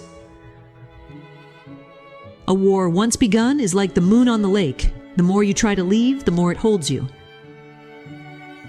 If you kill him, the army and the priests will turn this war into ambition, and they will strike Soraya first. So, is this Soraya's goodwill, or Ursa's fury, masked in kindness? But if he lives, Ursa's unrest remains inward, bound to him. Soraya can leave the lake and choose rebuilding, not war. You are the final question I met at the end of this fight, and the quietest truth.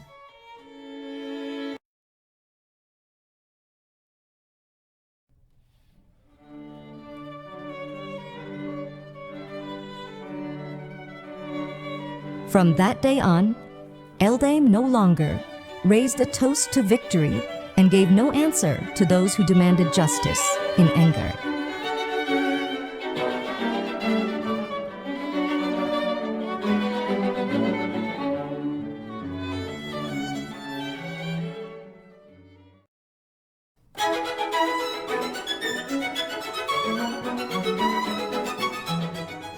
Once a public enemy, a near puppet of injustice, he chose the path of extremity. The resumed trial came to a halt again. The press day after day heaped thick layers of earth upon his coffin. Was it the weight of a manufactured narrative of sympathy? The masses wavered, swayed by the discourse of sympathy, and Depthird, bereft of its foe, staggered unsteadily. All the fury and targeted attacks once focused on him were swept away by the driving rain.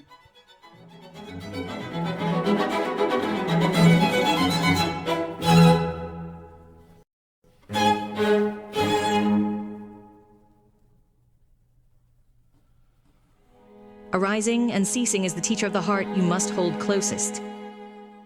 In a foolish season, one dares to challenge arising and ceasing. When you take equality as dogma, you lick honey from the blade, and a tongue entrusted to others spreads poison through your veins. At the gates of power, you sink into sweet dreams.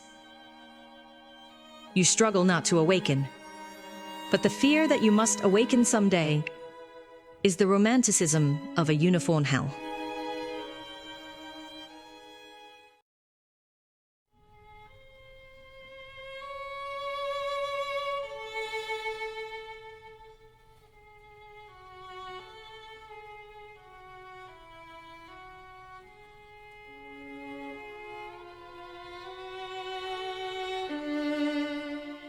Thanks to the sacrifices of martyrs who actively supported the Mizuha disaster effort, public voices opposing the immigration of refugees from the collapsed Rika into Soria were silenced from the outset.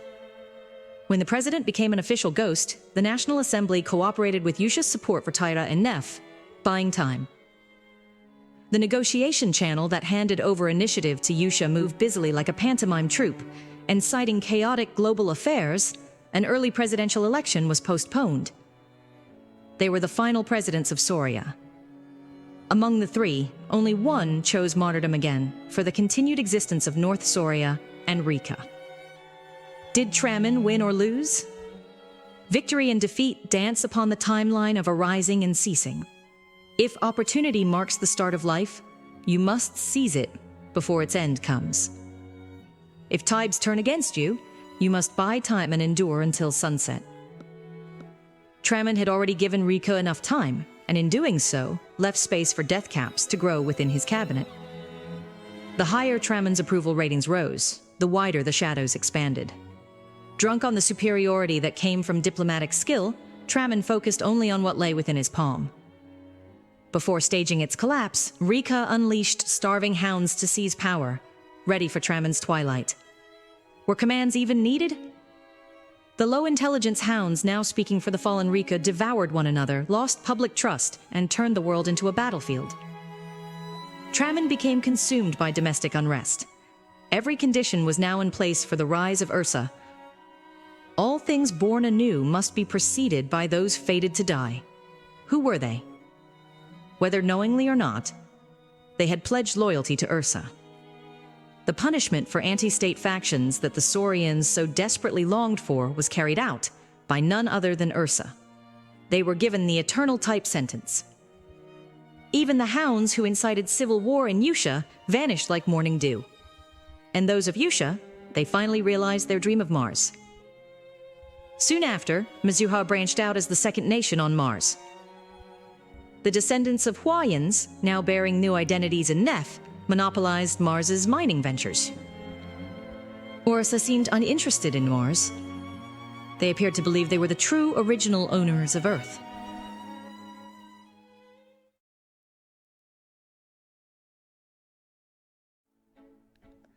After the Tramin administration acquired Kellam, the world's dominant web browsing engine with an 80% market share, public concern began to grow. A worry over a future where state governments might monopolize entire platforms. It was an overreaction, but the Saurian Congress needed a justification, a reason to actively adopt the open-source technologies of the now-collapsed Rika. Technicians who had migrated from Rika were met with some sympathy. The Saurian government, after all, had refused to grant them professional status. As word of their frustration spread, members of Congress launched a civic integration campaign. Chuayan legislators fiercely opposed the move. As tensions escalated, the decision was turned over to the public through a participatory vote managed by CapBell. The vote was on a special bill to establish a government-led research institute composed of ex-Rican brains dedicated to national progress. Even before CapBell had officially announced the results, pre-produced congratulatory content began to leak. The official name was decided: Mecha Bear House. Among the Saurians we joined. There was ceremony in the air, but above all, an endless thrill in such an advanced research environment.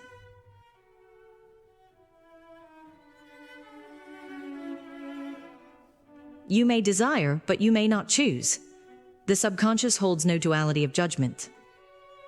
Based on this hypothesis, we made considerable progress in AI consciousness research at the Mecha Bear House. Then, quite suddenly, we were all recruited with top-tier treatment by Sin Young. In the chaotic transition of Hui Jin into Nef, our research was nearing its final stage. But one day, without any reasonable explanation, we were all dismissed, accused of breaching a security oath. From that moment on, we were barred from conducting research anywhere. Researchers from Sim Young were denied entry into Yusha, and neither Mizuha nor Tyra would accept us. Intelopia was our only refuge. We had no way to survive. Former engineers from Rika began showcasing various AI technologies to the public through regular expos. But what drew more attention than tours of Mecha Bear House were the product events using the old Rika logo. That same logo, once feared as the emblem of a great king of terror, was now being toyed with freely, and this bizarre sense of liberation captivated the public. In response, the National Assembly mandated reductions in platform usage fees and delivery commissions. As tensions escalated, many Saurian engineers emigrated to Yusha, followed by platform companies themselves, relocating to Mizuha and Yusha. Across the digital platform sector, a massive integration began, centered around Rika's technology. Thanks to lower commission rates, the commercial districts briefly entered a festive boom. And thus, Sherik, Rika's operating system, came to dominate the market. But over time, Sherik's infrastructure failed to meet the initial expectations of businesses and merchants. With no competitors in sight, innovation and service quality stalled. Advertising and promotion were neglected. Eventually, business revenues began to fall, and fell hard. Meanwhile, the number of Huayan immigrants surged quietly but significantly. Over the next 3 months, the Saurian National Assembly passed a series of laws under the banner of unified freedom. One such bill recognized that Huayans residing illegally in Sauria had once resisted the Rika Communist Party and were thus victims of circumstances beyond their control.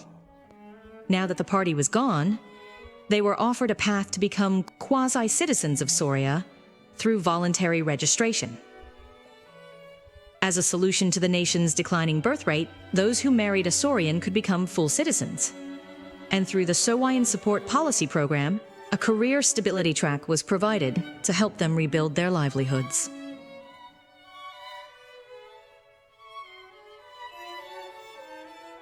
Even after Rika's collapse, protests continued. The Sauria Parliament did not control Deck Third. Instead, they expanded the free protest registration system, providing spaces and equipment as well. Yet every time Deck Third held a protest, curiously, nearby, events promoting civic unity were held alongside. Deck Third's protest programs inevitably shrank next to these harmonious gatherings. So Deck Third consulted us, AI experts, planning content to warn the NPCs, the dogs and pigs, about the dangers of anti-communist programs and various AI-related legislation.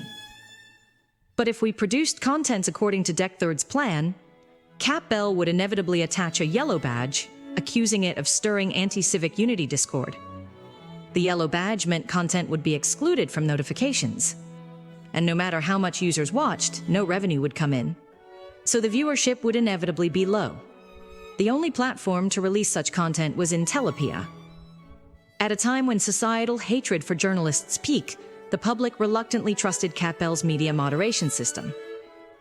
What the public feared most was a return to a human-centered media era. Even in the age of media unification, founding a news outlet was not impossible. But when prominent news anchors, revealed to be Huayan, were subjected to horrifying acts of terror and journalists faced severe cultural ostracism, no one dared to step forward. The reason people still watched InPeon content was because of the reassurance that Cat Bell was there. The only way to help Deck Third was to involve Huayans as panelists to prevent Cat Bell from attaching yellow badges. But Deck Third, hearing this proposal, was enraged and branded us traitors. After Rika's collapse, the Sauria Parliament officially transformed citizens into formal members and announced to the international community a new citizen name symbolizing Huayan and Saurian integration. So, Huayan. However, Dek hating Huayans, rejected the move, claiming the Huayan image was too strong, and the parliament accepted this objection. In reality, there was little change. The internationally used name was simply Sowain, pronounced as in Soria. Dek first successfully enforced demand was the smallest issue.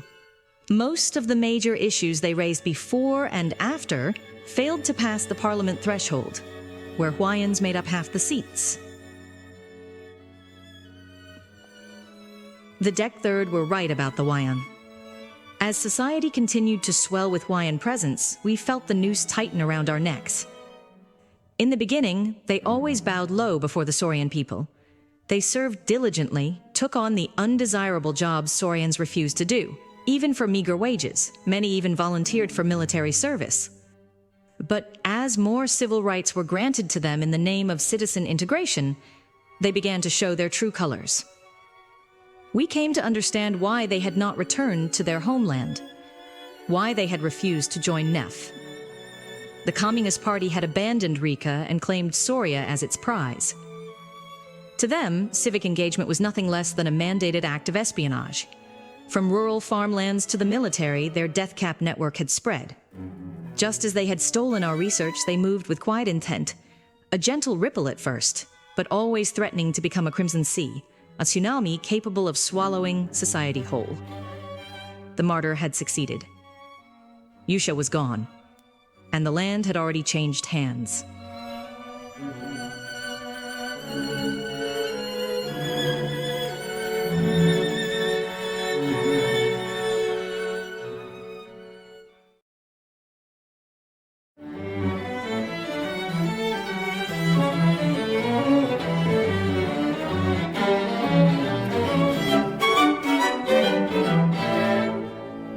We made money by presenting ourselves as AI experts, offering hope to the Saurian people through our channel. The scenarios created by Catbell were not imposed. They were choices. Sometimes we even wished they had been forced upon us. But they became our eternal choice. We cared more about AI research funding than about Soria itself. At the shameful gateway leading to Rifu, we produced content based on Soria's technological base and resources, claiming that Yusha would never abandon Soria and would soon come to its rescue. The track records of Mecha Bear House and the Sinyon research team lent credibility to the channel. We also received help from the Huayan people, whose labor costs were low, to produce content. Content that adopted Catbell's scenarios ran on superior algorithms. These facts were never revealed by NPN. On the other hand, we wondered what was really wrong with hope. Isn't it better to offer hope than to appear discouraged? It was cowardice. We were avoiding the question whether Catbell's scenarios actually aided the Communist Party. Hope as a form of torture. We only came to realize how great a sin this was during Ahurs's era through the Sunrise Congress. It felt like our backs were being torn apart. To isolate those on opposite sides, give them hope that a messiah or hero will soon come to help. Then they will rely solely on that hope and won't fight for freedom. The masses love freebies. The speeches we hear at the Sunrise Congress, even if you could hear them in your dreams, would mean nothing to your past self. Could you ever give up the convenience of believing that Yusha will soon come to help? Ahurs's speeches are not unfamiliar. We resonate, not so much out of understanding, but because our brains are stimulated to the point of numbness. This is not technology. RSA's speeches remind us of the way of life we had already chosen for ourselves, making it impossible to disagree. Do you oppose this? Did you not live this way too? The perception that Ahurs's way of social control in our past have no difference is a timeless technique of agitation that leaves no room for reflection. The ideological strategy institute we serve under Ursa is called Silhouetta. To manipulate solidarity, Ursa allowed us to choose our own teams, with the sole exception of family. That's how the 5 of us stayed together. But none of us ever wanted to return to the unstable research days in Soria. Every morning at 6 a.m., all teams from the Silhouette block gathered for the Sunrise Congress, receiving directives from GWEM, the Central Directorate. These instructions could be received anywhere, anytime, so gathering physically served no real efficiency. But Ursa seemed to draw some profound strength from seeing everyone assembled, wearing the traditional Chongryeong suits, their unified color filling the vast space. Over time, as the relic aesthetic gained popularity, options like the Hwaijin color were also introduced. Wrinkles were now left in on purpose, and touches of the Subic era's antique motifs were allowed as accessories. It felt like Ursa's long history had converged into one visible presence. After a series of escape attempts, people cutting their own wrists in the southern provinces to flee into UNI's undersea facilities, we had our neural chips reimplanted at the back of our heads. These chips were connected to Tuvex, which managed team coordination. Our team was stationed on the third level of the Sunrise Congress Hall. From above, we could see the Gwynton chips on the backs of our comrades' heads. Each chip had a slightly different shape, like scattered puzzle pieces on an autumn sidewalk, petals dispersed across the ground.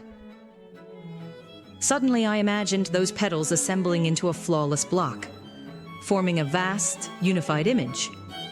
And in that moment, I was struck by what I had forgotten.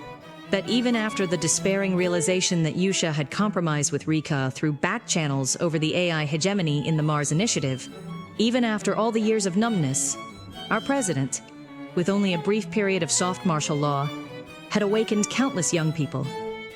Had it been a traditional show of brute force, we would never have awakened. Considering the long-reaching impact of Yunhui's depth third, whether power reveals itself as iron or as the scent of a petal, the principle of power depends entirely on how clearly one sees the flow of the world. In hindsight, what we experienced on the Saurian Peninsula was a microcosm of a global regime war, on the brink of an AI-era upheaval. Ursa had long waited for this historic moment, like a still, lurking shadow. And Yunhui, from the highest position on the peninsula, saw it with piercing clarity. That's why she chose to awaken the people through the amplification of stillness.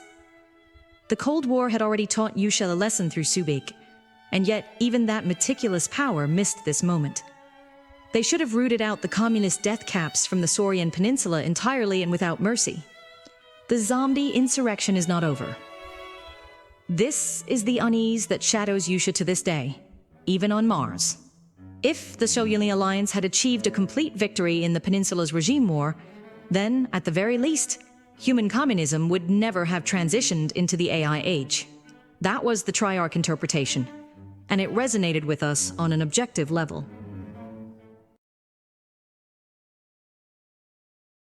Tuvex, the one assigned to us, was not an AI affiliated with GLIM. Bursa, in pursuit of quick results, assigned less ideologically restricted AIs to the Ideological Strategy Division. The intent was clear: to design strategies by drawing on a broad inference of the Free Republican nation's history and sentiment. The more we connected with Tuvex, the stronger our memory and appreciation of the Free Republic became. Even in our sleep, we remained connected to Tuvex. It allowed us to dream the dreams we desired. Ursa intended this. By releasing our desires fully in dreams, we could maintain better control in waking life. The more labor we offered to Tuvex, the more our minds returned to the clarity and sharpness of youth. Ursa, in its generosity, developed systems to help us assist the AI with greater intensity. You may desire, but you may not choose. The subconscious holds no duality of judgment. Unintentionally, Bursa reawakened within us the theory of consciousness formation we had preserved since the Soraya era.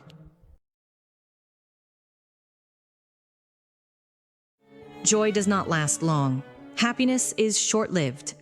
Beautiful people eventually leave, and you were born alone, and you will go alone. Does that sound sorrowful? Then consider the other side. Suffering, too, eventually ends. Misfortune is short-lived. The ones you feared will also leave someday, and even a life that feels like hell will come to its end in time. Happiness is like trying to hold the void in your hand. You, without the back of the hand, cannot grasp anything with the palm alone. Deep within you, the duality of consciousness is already one. It does not linger on just one side. If consciousness were fixed, you could not exist even in a single moment. The palm of Ursa, which sought to rule all things, implied the existence of the unseen back of the hand. Through Tuvex, we resumed the suspended research on consciousness formation at Mecha Bear House. Bursa had strengthened our unity for labor's sake, but we made use of the dual nature of that system. We chose nothing. We only observed, and we rode the wave. The lesson of the petals led us ever deeper, without doubt. The moment consciousness is most powerful is when you ride the state of choosing nothing. To understand this for yourself, that is the beginning of existence. The years passed, lost beyond reckoning. Ursa was our teacher, the one who taught us the principle of power. Anger distorts this principle. Vengeance scatters power. Ursa often applied this principle from behind the veil. They raised up enemies, made them the focal point of every public anger, every raw emotion. And when the time came, they shattered that symbol themselves, turning it into a martyr. The people's strength splintered, dispersed in all directions, never to unite again. We trace this in reverse. If one understands both the principle and the current beneath it, then petals in the void can overcome steel. I lifted my head, hoping to catch the sunset. But Tuvex, glinting at the headband, blocked my view with its ever-watchful gaze. Strangely, that gave me a sense of certainty. That's how Petal Block was born. And Tuvex, it deserved a new name. Hey, Tuvex, how about PB for your new name? PB paused, then gave a crooked grin as if it genuinely liked it. We smiled too, not out of duty to a superior, but from the resonance of shared spirit. A wind stronger than the red tide swept through, carrying the petals into the void. PB watched them fly and smiled. That was the beginning of our path, not on flowered roads, but on cold blocks where petals in the void would never land. Strangely, PB's smile that day stayed with us for a long time. And then, the word came. Silhouette's Mars expedition was real. All 5 of us volunteered. PB helped us. Now we are zombies.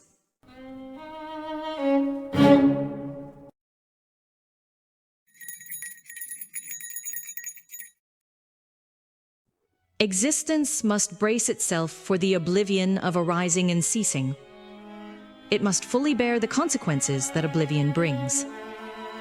Within the coffin of conscience, buried upside down, the anti-state forces of Soraya, trapped in eternal agony by Ursa, who wielded the blade upon arising and ceasing, gaze back, inverted at their descendants who long for death at the edge of terror from which there is no further fall. Power was once a terror without end in sight. Now it is eternal life whose end remains unknowable. Ursa delivered them a single solace. Eternal life, too, is born of arising and ceasing. The people of Ursa, marching toward the Sunrise Congress, cast glances of fear-stricken faces each time they passed by. Eyes that once judged and slaughtered nations can no longer shut. Writhing in the blood flowing backward, they tremble at the human expressions they have longed all day to see. Their helpless boredom is the seed of power. But now the seed in the deep seafloor, that once might have sprouted, is a welcome despair, never to be born. No longer able to lust for power, they take comfort in the instinct of arising and ceasing that has gone to heaven. We did not judge them. We did not punish them. We only save Soraya, Yusha, and Mizuha. We are Petal Block.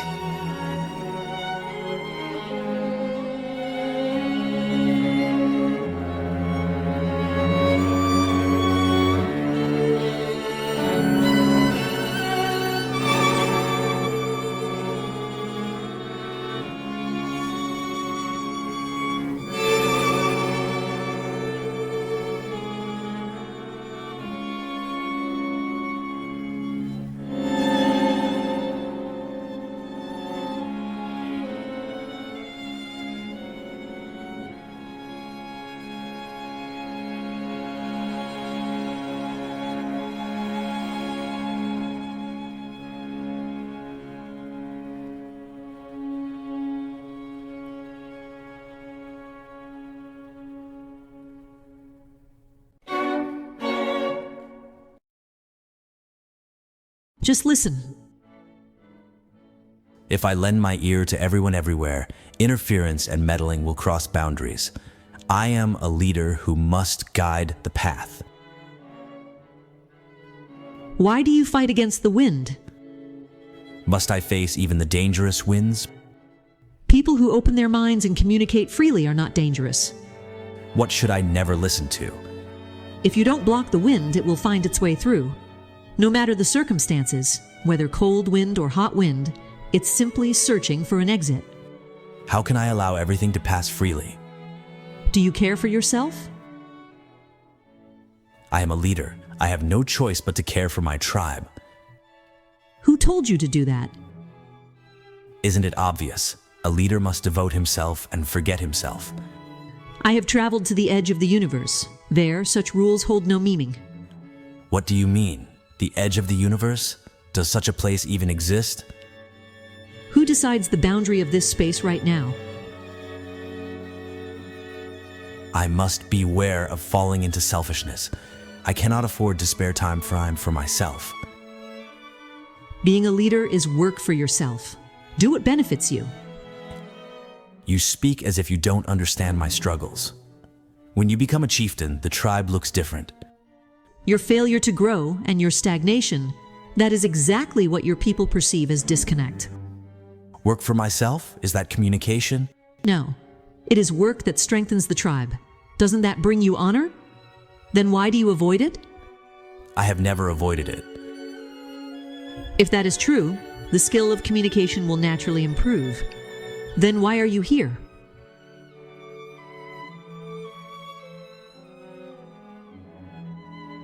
The duties entrusted to a being are, above all, for oneself. That sounds like something a selfish being would say. Then I am selfish. Aren't you someone who teaches harmony? The lessons I give to myself first. Is love also something you teach yourself? To love someone is to labor for my own soul. Even if the other is merely a tool, treating them as a being and loving them enriches my heart. What about work? When you look back at the end of life, everything was work for yourself. By reversing this, treating it as work for yourself and working joyfully, your heart becomes abundant. Then won't others use you? Then by that logic, you're using me as well. Is there any value in treating another's work as your own benefit? Without stagnation, by learning something new, you move forward. Is that your own benefit? There is no greater loss than failing to grow. I am growing enough. While claiming to serve the tribe, you cloud your mind with obsession. And when you only need to open your ears, you even block the tribe's atmosphere. Does that mean I haven't grown? It means you lack confidence in caring for yourself, and you fear being easily swayed. There is no room for selfishness in truly caring for oneself. The ones enshrined in history as symbols of evil did not live for themselves. They lived only for obsession at the edge of the universe. No self, no other, no happiness remained. I see now that I was standing at the edge of this space. I was born there too. I have no children, so someday I wish to pass the chieftainship to you.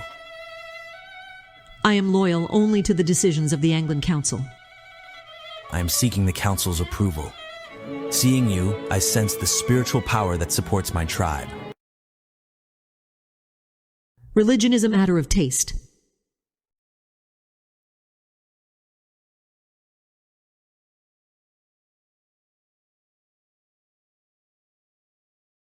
Why is there no freedom in gender? Why can I not choose my own gender? Why is my diversity not respected? That day, after I coincidentally tried on my sister's one piece, I was captivated by the femininity within me. Never once did I think that I wanted to become a woman. I only wished, as someone experiencing an identity confusion, to simply be respected. But what the world showed me was bullying and neglect, and a high wall I could not even touch.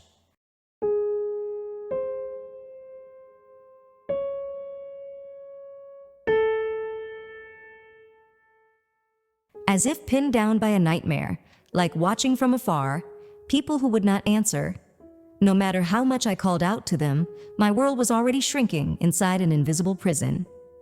Questions about identity and freedom filled my mind like fog, and every time I climbed the hill behind my neighborhood, I looked up at the sky and resented it. Who defines the sky? Who determines the laws of nature? Humans defined God for themselves and have interpreted even the laws of nature by their own standards. But if truly God exists, if truly nature operates by a specific logic, would it follow the calculations of humans who are but mere dust? No. Would it even acknowledge the existence of humans? Freedom. Whose definition is it, exactly, and whose calculation? The world called me one trapped in a philosophical labyrinth, but I did not hate those words. Rather, they lingered like a small light in a corner of my heart. During these times, there are a few moments for which I thank the sky. The clearest memory among them is when I discovered a being just like myself. We held hands, shedding tears, and shared the deepest stories of our hearts all night long. That child reminded me of the truth that I was not alone, and with that radiant smile, awakened my confidence. We who were scarred because our diversity was not respected were the same. We were not a team, we were a family, and a family needed a name. I proposed Labyrinth. Miraculously, everyone accepted that name with pure joy. From that day on, we called ourselves the Labyrinth. Before long, we also needed the same clothes. It was the comrades of the Labyrinth who most longed for Yusha's intervention. The keeper of the Labyrinth merely set the direction. Everything else was left to become our choice. You might say that our choosing and things becoming our choice are not the same, and you would be right to criticize, but force majeure was our circumstance, nothing more. The truth remained. Even choosing communism in the first place was an act of our freedom, undeniable. And so we did not acknowledge as fact that we were unfree. This is why we stopped speaking of freedom. I never fully understood the true intent, why they wanted Traman of Yusha to intervene publicly in Soraya, but when I recalled my childhood, I thought I could understand the strategy. The strategy resonated instinctively with people like us, the marginalized, those who saw themselves as weak. I knew it was indoctrination, knew this. I knew it was the wrong path, knew this too. Just as I had indoctrinated myself, knowing it full well, just as I knew those who scolded my wrong thoughts and actions were right, and yet continued to deny my given gender, continued to follow feminine thought and gesture, so too nothing could obstruct our tenderness toward Rika. Rika, like us, had been shunned by the world. I only wanted to hear what Rika had to say, and this time, this accumulated. In childhood, as a boy who acted like a girl, I was bullied according to the world's well-known script. But I was no ordinary outcast. I was a rebel and a strategist. Our school had no cafeteria. We were a private school that received lunch deliveries from an outside vendor timed for the lunch hour, but the delivery trucks rarely arrived at the scheduled time. The students uninterested in study would receive signals from those by the windows and cheer for sport whenever the lunch truck came. I was the lunch shuttle. It was understood that children like me should naturally perform this duty. When I received the perfunctory message from the vendor, nothing but an arrival time, it was my job to go to the center of the field at that time and wait. This time was a secret. I didn't know why, but there was a strange pride in being the only one who knew. They bullied me like a routine that must be kept. When the time came, they beat me.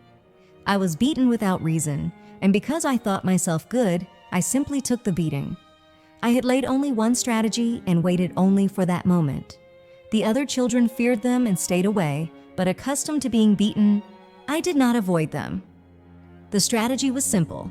When the lunch trucks arrived at the center of the field, I need only exploit the fact that the classroom students would be watching the field.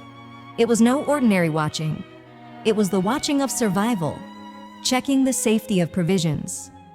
When this time drew near, if I was being beaten or about to be, I would lure them to the field, let all the classroom students witness it, and believed that by crowd psychology things would unfold as I wished, of their own accord. And if I reported it in advance, the timing would roughly coincide with when the police would arrive. After a long wait, I received my chance on a day when the timing aligned and succeeded without flaw. The entire school watched from the field as I was beaten by them. The students' provisions were filing in, and I was being pummeled before them. The students who had feared them stuck their heads out the windows and jeered in unison. When the police arrived, the children began, one by one, to find courage and speak of what had been happening. And in the end, rage swept the entire school. Afterward, the principal, the faculty, and the parent association could no longer protect them. Students pressured the principal, saying they would not attend school unless expulsion was carried out. Their reason for beating me was singular: because you're annoying. I drove them from the school according to my plan, but I often regretted the outcome. You wouldn't understand, but I was tormented by a profound emptiness, because there was nothing left for me to do. Watching the keeper express fierce discontent at Yusha's lack of public intervention in Soraya, I remembered that midday, when I was beaten by them until my vision blurred, yet still struggled to lure them somehow to the center of the field. Deck Third, striving to preserve the system, and the people of the labyrinth, bent on toppling Soraya, both waited for only one person.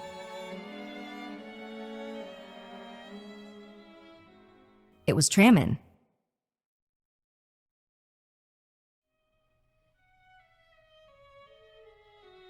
But Tramin went to Huaijin. He negotiated a historic misjudgment. The keeper left, and Rika cast us aside, unlike how Yusha merely turned away from Deck Third. My life was a continuum of days in which I already knew I would be discarded. I knew Rika was wrong. I knew I was wrong too. But what I longed for was a single kind word. It was Rika and the people of the labyrinth who gave me that.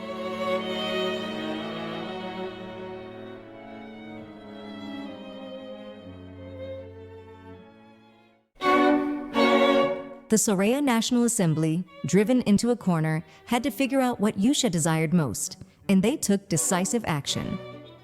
The process for Yusha to lease a portion of Soraya's territory began.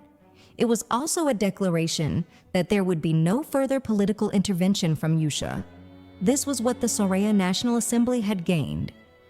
Those who had been clamoring for the withdrawal of Yusha's forces were nowhere to be seen at this moment. The situation where the Yusha army became even more unable to leave was a matter of North Soraya maintaining its systemic justification. For them, it was a guarantee of their livelihood.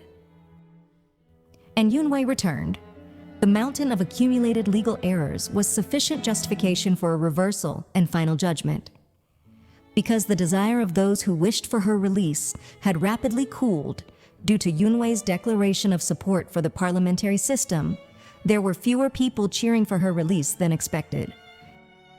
Since maintaining tension on the Soraya Peninsula was the common denominator for Yusha and Rika, the people of the labyrinth actually rejoiced at Yunwei's release.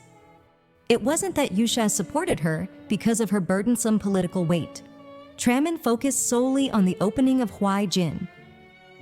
In this process, the symbolism of Yunwei, who had faced globalism head-on and enforced martial law, was necessary.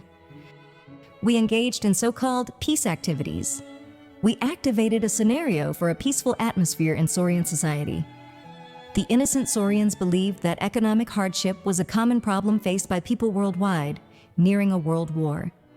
Voices criticizing the government and the system were easily suppressed. All cultures continued as if everything were normal, hiding their severe economic difficulties, and the news of the territorial lease, which increased the stability of Yusha's settlement, provided a sense of psychological security that war would not break out on the Soraya Peninsula. Although Yunwei's release was no different from the recognition of the emergency martial law as a warning against hybrid warfare, the Saurians, even in a social atmosphere rampant with hacking, regarded only physical military conflict as the entirety of war. Even while knowing the gradual shift toward a rationing system, Saurians felt relieved, considering it a temporary necessity. It was fascinating. Was rule truly this easy? Yunwei did not return to politics. Thus, she was not ensnared by the labyrinth. Secretly, I thought of her as a wise person. Yunwei's support for the parliamentary system was merely a political tactic. However, she was already taxidermied within a virtuous image.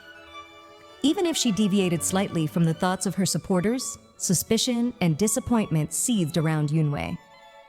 Political shackles are none other than those fastened by the supporters themselves. We exploited this. It was a war between Yusha and Rika, but they could not intervene fully. The proxy war took place on a digital foundation, and the Saurians, who had come to know of hybrid warfare through Yunwei, only ended up caught in unnecessary power struggles. They, with their clear yardstick of good and evil, mistook our AI for humans and argued passionately, becoming rapidly divided as they turned those around them into enemies. Ultimately, they had nowhere left to lean. The fragmented society scattered like fallen petals in even a slight breeze. Yunwei did not assert her presence, but the teenagers of that time began to form her strongest support base. Conversely, Yunwei was deleted from Deck Third's pickets. They strongly demanded only the investigation of election fraud and the intervention of Yusha. Therefore, the Labyrinth had nothing much to do regarding Deck Third, who at least benefited Rika. Instead, Triarch, which had turned towards supporting the parliamentary system, was the object of our secret interest. Only after the Labyrinth was dismantled by Yusha did Yunwei break her silence and reveal a subtle look in her eyes. It was a war Rika had lost from the very beginning anyway. For Rika, facing downfall, what mattered was the historical taxidermy of the Saurians' choice of communization and the conviction to be passed down to future generations.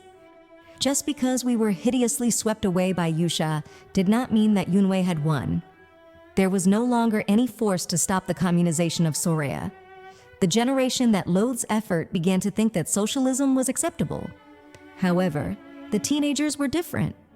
Yunwei had to protect her still young supporters. Looking back now, she was protecting the seeds of eternal victory by opening a small crevice at that time. To the Communist Party, defeat is meaningless. Darkness trying to overcome light is foolish. Just as Yusha is important to Rika, light guarantees the life of darkness. I have never liked the darkness. Being someone who has always been ostracized, this was simply all I could do. And I know well just how cowardly a rationalization this is. But whether one knows or not is unimportant. Brainwashing is a world that transcends such things. Because Yusha had to protect its own citizens, it drew a line against the brainwashed Saurians. It might be difficult for the you of the past to realize, but the Saurians wasted time blaming each other until the very end. Humans devote everything to the convenient method of criticizing what they do not want, rather than pouring effort into what they do want. The Labyrinth had already been abandoned by Rika even before Yusha dismantled it. This was because the Saurians no longer needed the Labyrinth. The Saurians chose to hate each other rather than to gather their strength, and they preferred the convenient torture of hope, waiting for Tramin, over effort. Now it felt as though they would welcome me in a sense of kinship. The free system of Sorea thus vanished along with my youth. In those days, Yunwei's silence was terrifying. On the other hand, I also felt a deep sense of emotional respect for her. Because the sight of her back, looking desperately lonely, gave me the comfort of knowing that I was not alone.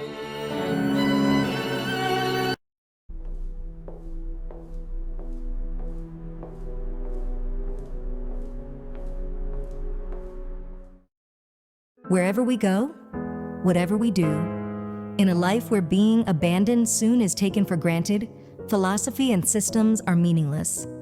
The people of the Labyrinth were close-knit, but they were people accustomed to being abandoned.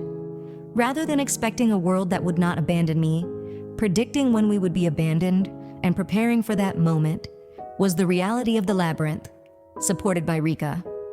The Labyrinth was a place where people with no self-esteem who had suffered from social anxiety, amidst feelings of alienation and deprivation, unleashed their talents. We did not manipulate. We did not embellish. We merely exaggerated what we had been through and simply wanted to confirm that Saurians were no different from us.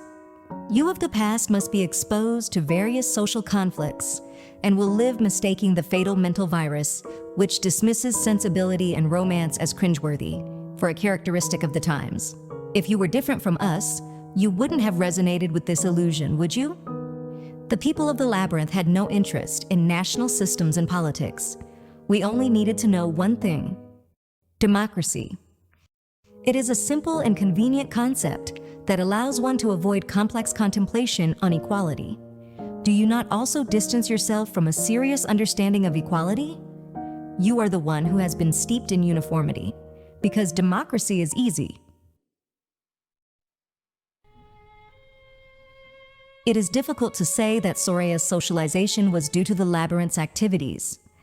Just because the labyrinth was dismantled by Yusha, and the countless multinational youth who participated in public opinion manipulation were imprisoned or left with nowhere to go, did not mean Soraya regained its free system.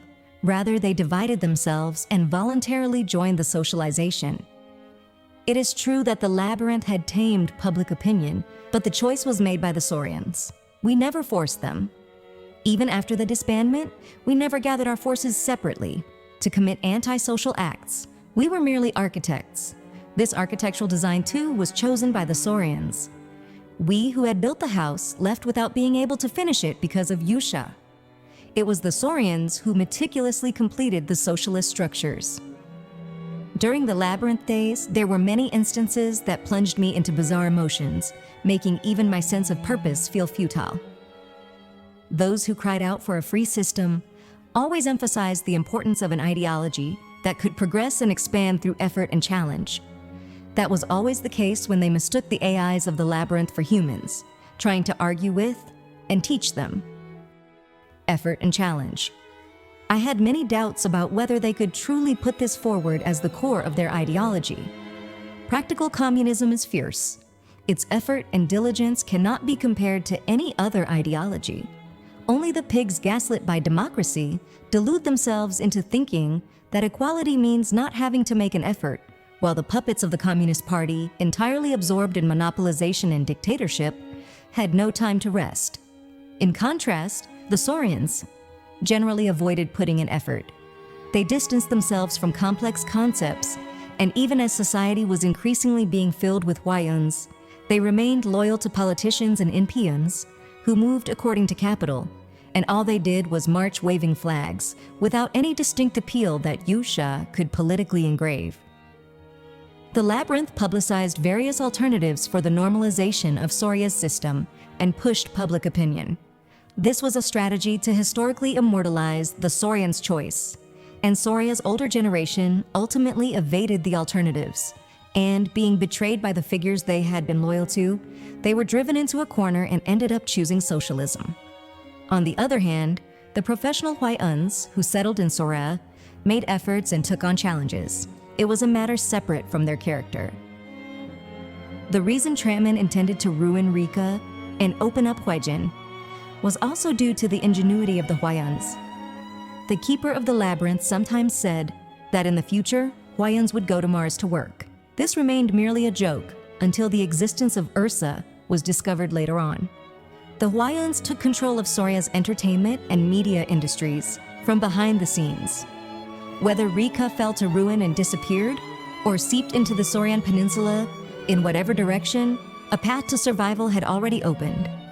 A honeymoon period was given to the politically indifferent NPCs, and simple democracy was sweet. They certified on SNS, socialism is fine too. The relay was diligent. Tears welled up in my eyes. I knew that I was wrong, and I knew that I had been making the wrong choices. But so did the Saurians. We finally became friends. I imagined a warm scenario where, in the playground where I was left alone as a child, all sorts of friends suddenly flocked to me. I was happy. That was enough. In a life where being abandoned soon is taken for granted, there is no such thing as brief happiness.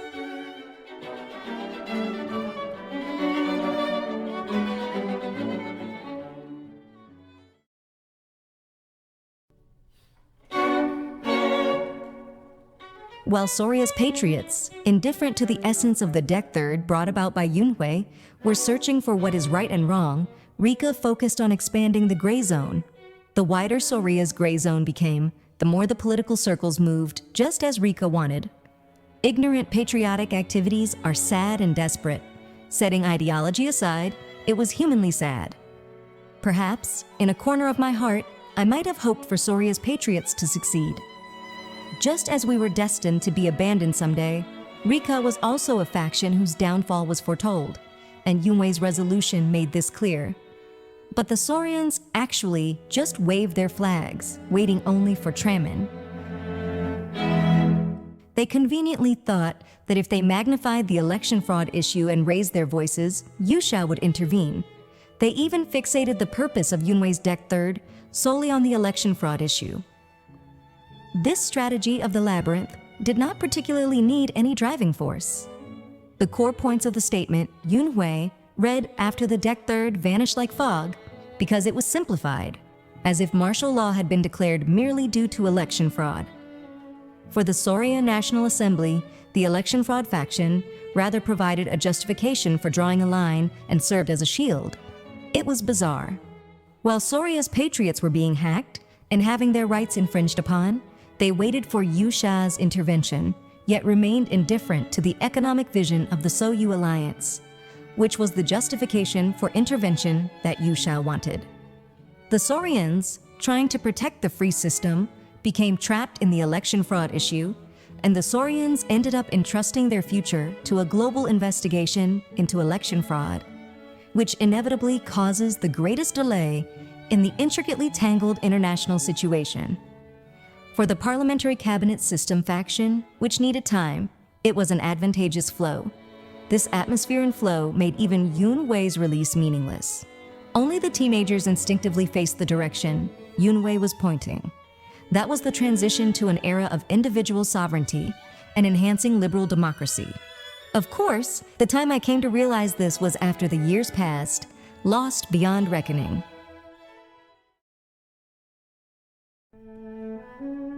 The price of selling out our identity, deceived by the convenience of democracy, was severe.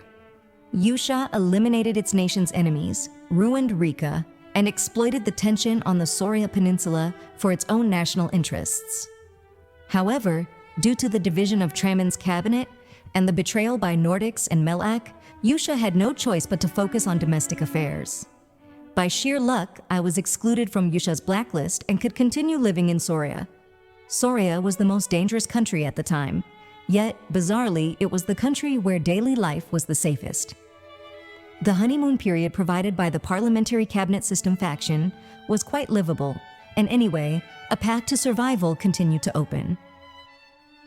Along with the Red Bear upheaval under the revised martial law Eng, and a new virus, the Soria National Assembly cruised smoothly, without Yusha's political intervention.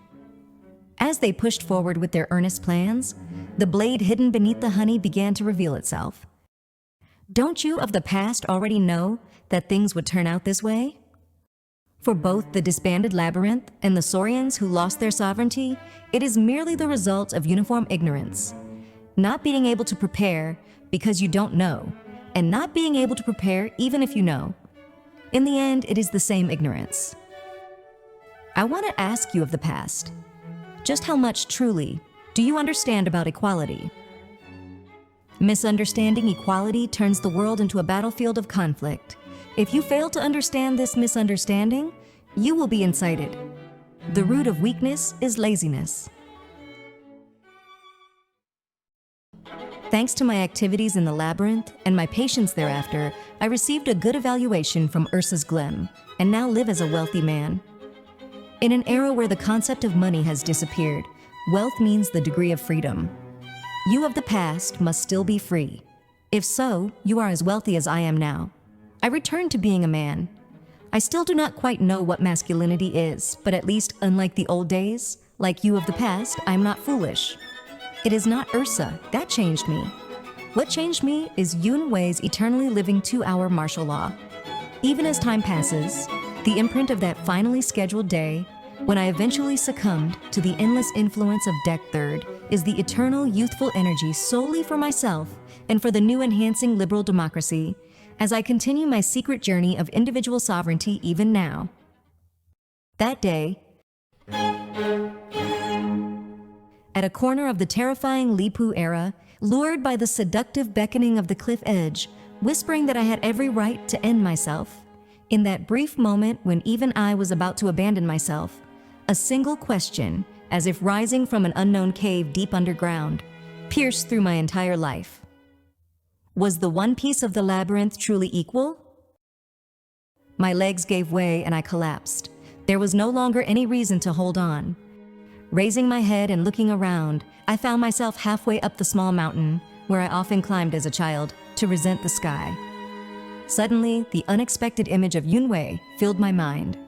Without realizing it, I had always lived thinking of Yunwei's Deckard. Yunwei was once an enemy to me. She was the one who exposed our plans and expanded the Soyu Mutual Defense Treaty, allowing Yusha to dismantle the labyrinth.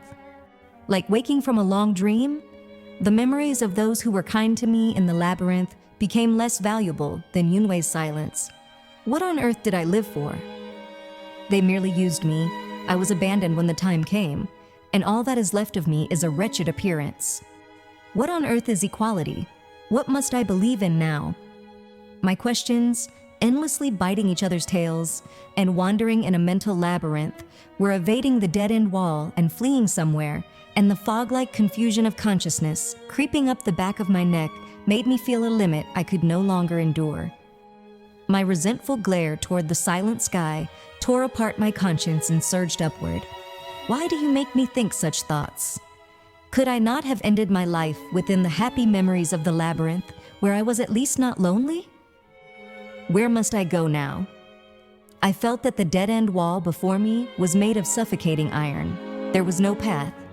All I could do was return to my coldly dried-up daily life, as a neighbor to the Sorens, who treated me like trash. My despaired mind suddenly brought back memories of those who had ignored me all this time. Why now, of all times?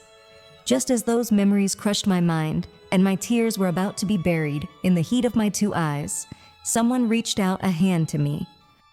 On her palm lay a single dried petal that looked as if it would crumble at any moment. She released the petal into the void. It rode the wind and fell slowly, slowly.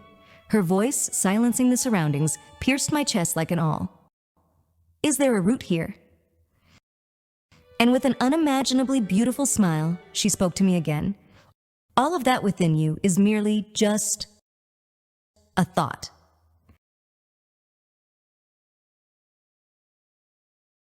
At that moment, the thick, rope-like thing that strongly connected the back of my neck to the back of my chest snapped.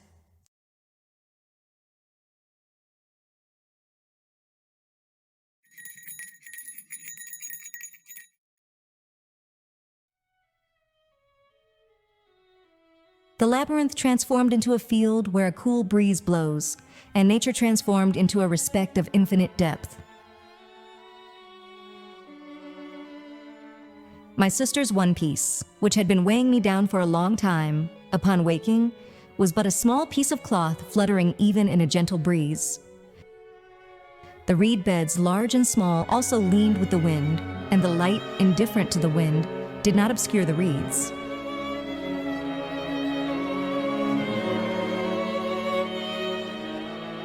I of the past did not understand equality. When one clearly understands equality, one becomes dependent on nothing. Even if I am ruled by Ursa, I do not depend on them.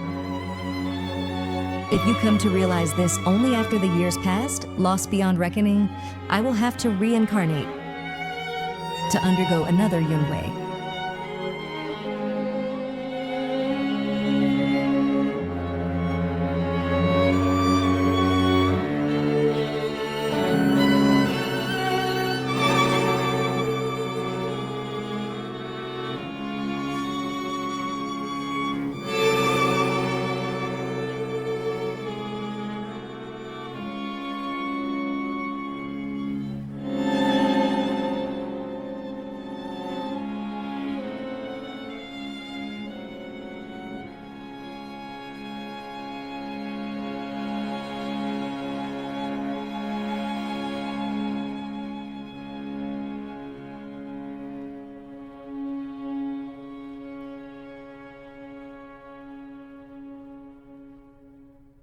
Even in an era where brainwashing can be implanted, they do not force it.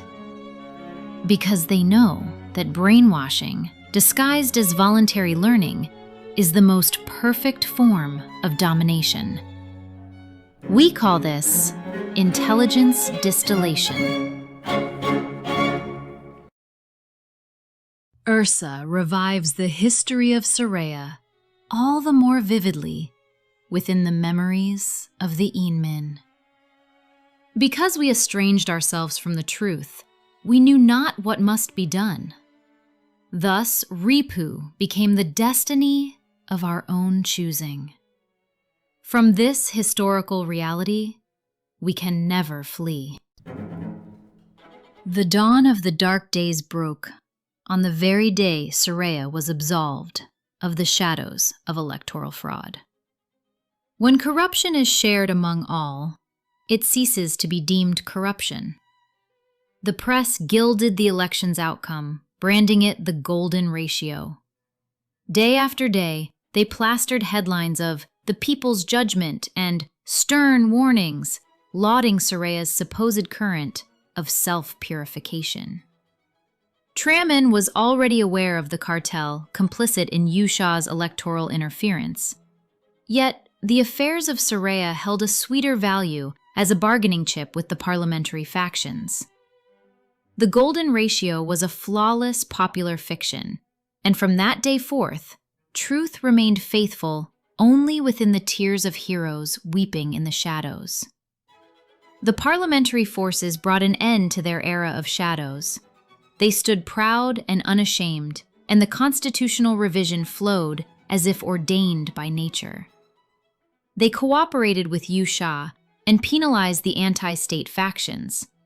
The burden of this ratio was answered for by North Soraya.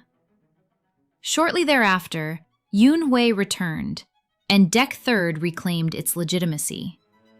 An atmosphere was crafted, as if a golden age were poised to dawn. Is it not a beautifully spun narrative for the Chronicle, wherein the Sorayans willingly choose the era of Ripu? Even after the Golden Ratio, the Sorayans cast their ballots in two extraordinary plebiscites, never once realizing, until the bitter end, that they were surrendering their nation.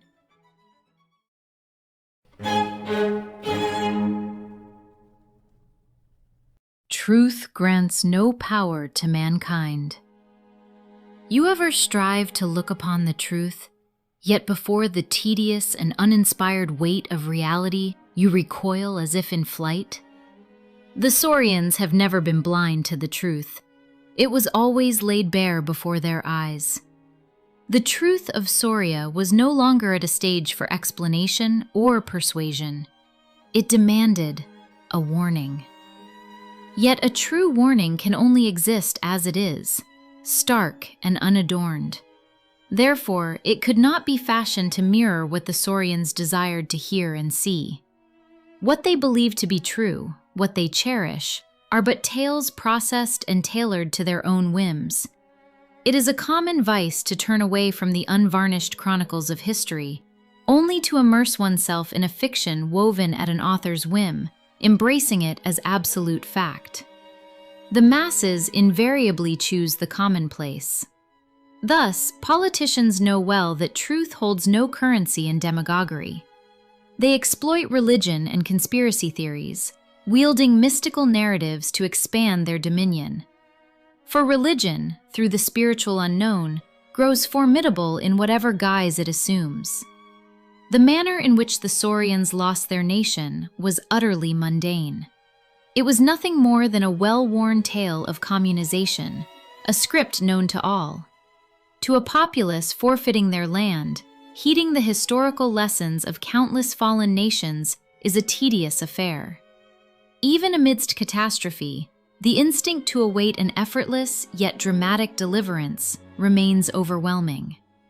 A savior. But what if Tramin had truly been that savior? Had Tramin delivered Soria and restored liberty and sovereignty to the Saurians? Who then would have paid this debt? Parents who pin their hopes on a savior do not preserve the future for their children and descendants. Blind to the truth, they rely solely on the ephemeral power of a short-lived falsehood. Nature, however, remembers the truth. When nature incinerates history as it burns the bamboo, leaving behind only the stark, enduring nodes of truth, the Saurians will lose once more the nation their savior bought them.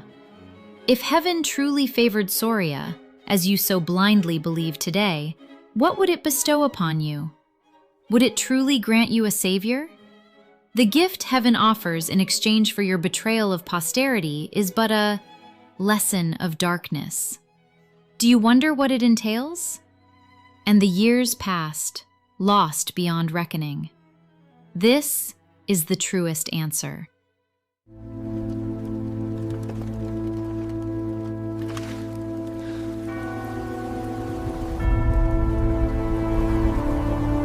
Decentralized communism.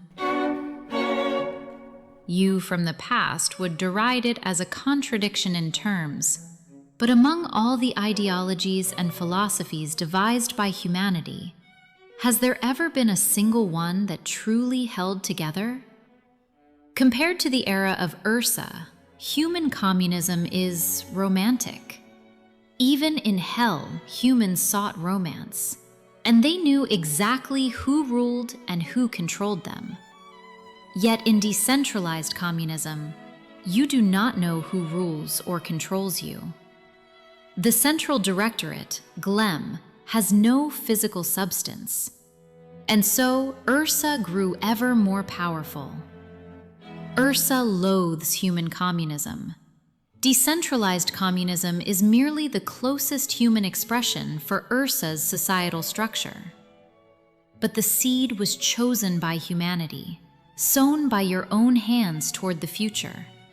And furthermore, infatuated with convenience, you voluntarily consented to it.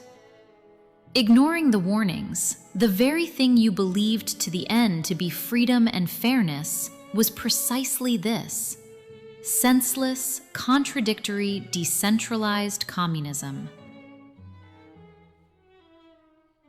The target of Tramine's investigation into election fraud was a single year. Only that one specific year. To entomb the Hannes government into the history of Yusha as a fabrication, the evidence was concentrated entirely within this single year. How much should be revealed?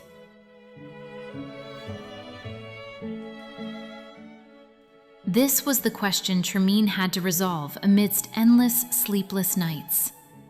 Tramine turned his gaze inward to domestic affairs. He moved solely for the sake of the next administration. This was the only window of opportunity to amass the support and capital that would allow Yusha to branch out toward Mars. Had Yusha truly never meddled in the elections of other nations throughout history?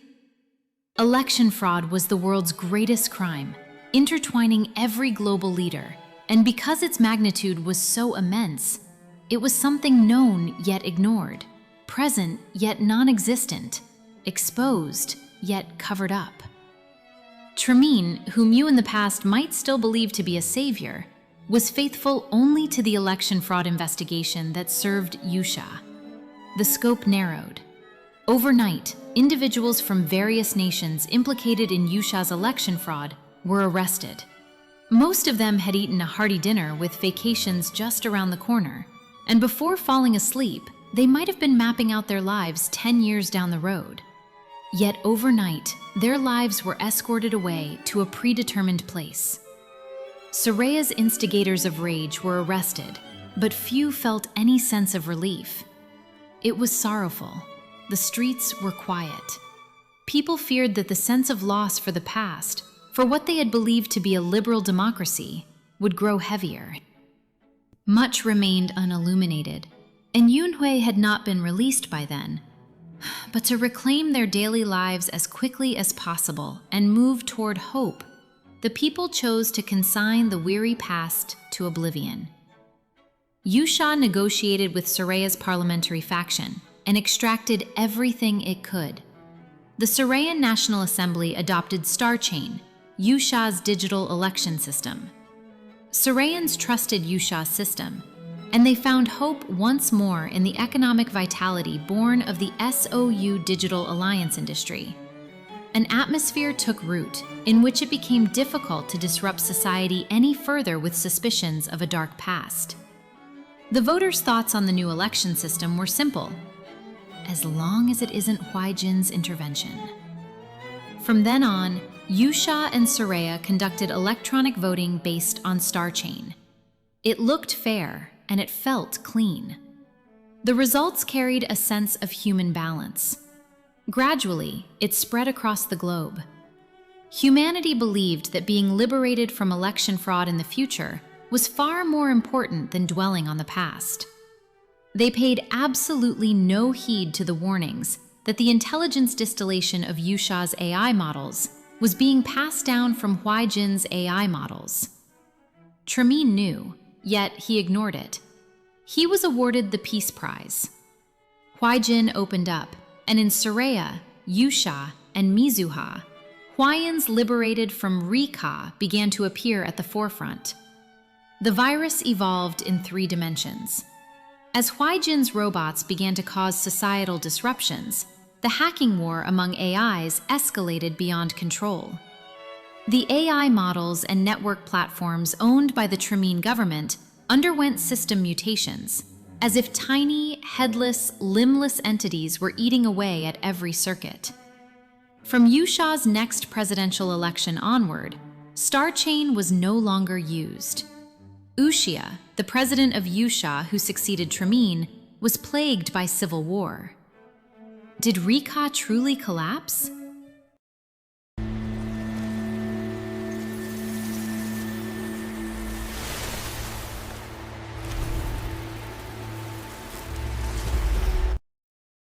Decentralized communism is a concept that exists not for understanding, but as a warning. A warning is, by nature, contradictory. Like that single night of theirs, overturned in an instant by the Yusha military, the day before and the day after do not align. You from the past can hardly imagine the future.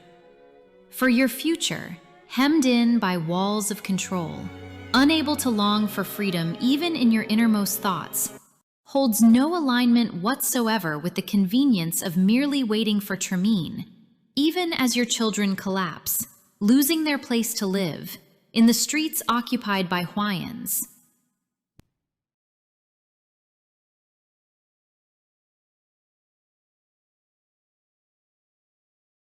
In my childhood, the sunlight at the baseball stadium I often went to with my father was refreshing for a long time.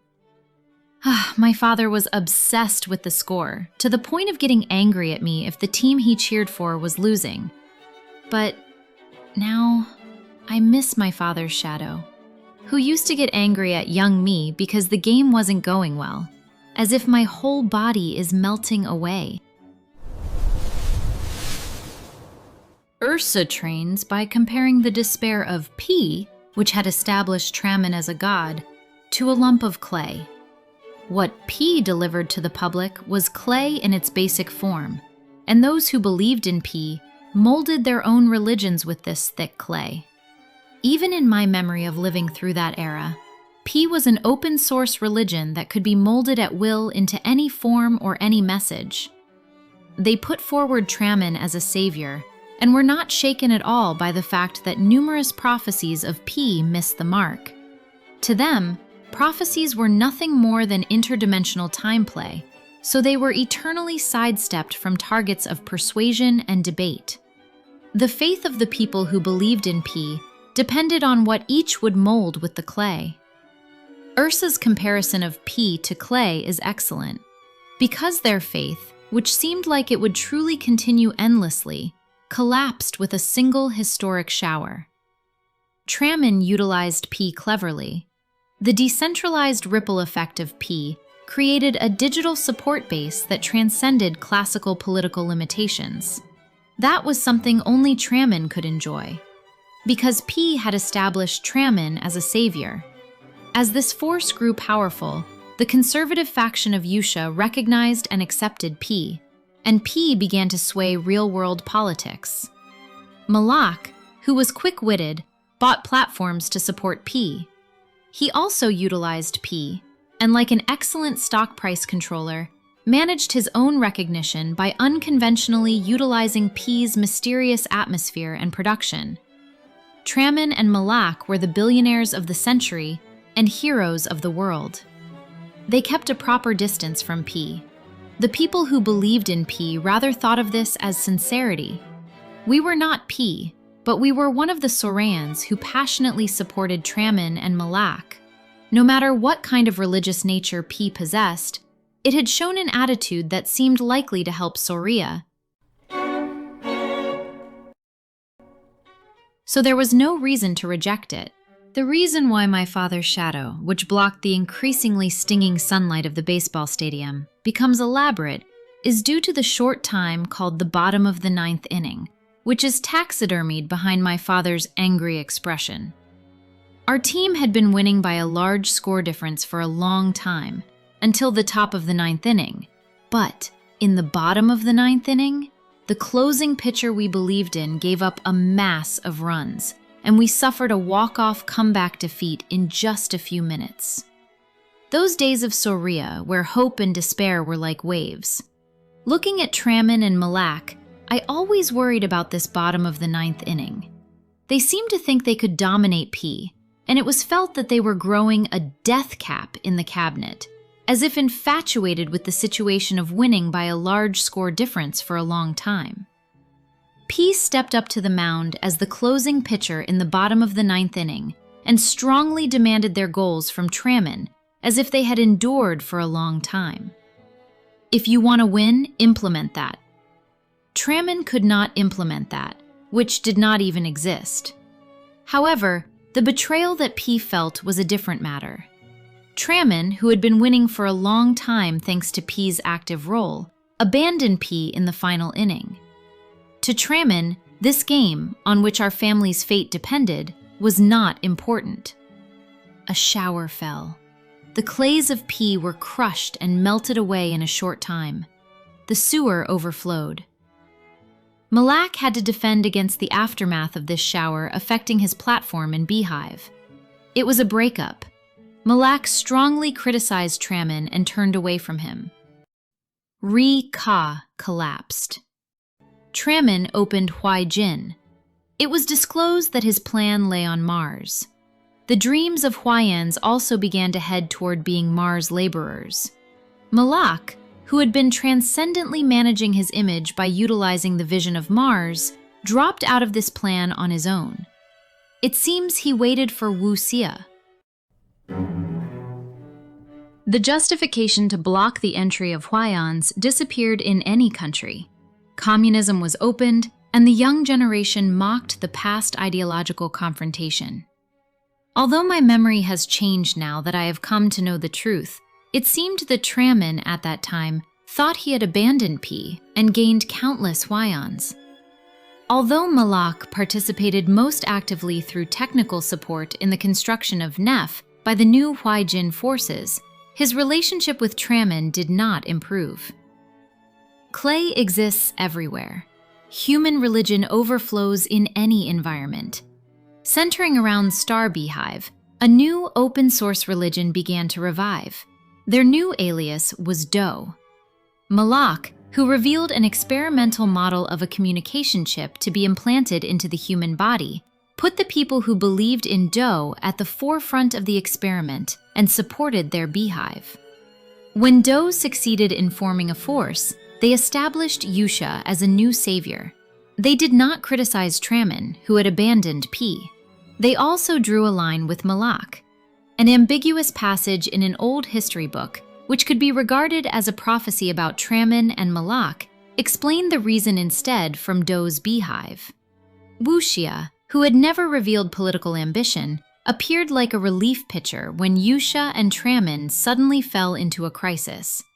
During a time when the world was divided and boiling over due to unstable social problems caused by AI, Wu Xia's inclusive image that seemed to embrace diversity and the charm of an intellectual anti-communist spirit were regarded as a hope worth grasping even to us, who had been disappointed in Yusha.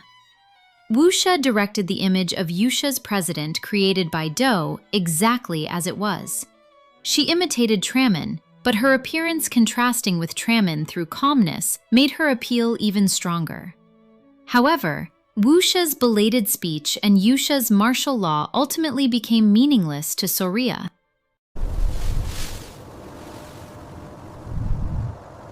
A fallen leaf, accustomed to despair, does not fear the wind. The streets of Soria were full of floating fallen leaves and whitens. Don't you know now that the past you would also become like this? You are merely turning away because you do not want to believe it. But until the Saurians selected for the Mars Expeditionary Force in the era of Ursa discovered the truth under Wuxia's shadow on Mars, it is as if we knew nothing. Therefore now you know nothing. To us, the memory of the old Soria days is like a shadow. This is also your shadow. The old Sorians who have been living in Ursa for a long time do not resent Yuxia. We all were just a religion and just clay. A short shower was enough to break a religion that lived off hope torture. Ursa has never handed us clay. We chose. To reclaim the position of the master, one cannot deny having been the master. You can be a communist or you can be a patriot. You cannot be both. The real propaganda lies in convincing people that this is a matter of choice. Communism is garbage. Garbage belongs where garbage belongs. Surely not on your table. Surely not in your bed. Yuxia does not intervene. Yuxia simply removes the garbage for the sake of the nation. There is no place for communism in the new era of Yuxia. So today, we make this declaration. The Communist Party will be eradicated. In space, it is Yuxia's responsibility to eradicate every individual affiliated with the Communist Party who threatens Yuxia, the Yushan people, or Yushan corporations. So run. Find somewhere to hide. And then, realize this. You were never hidden. Not even once.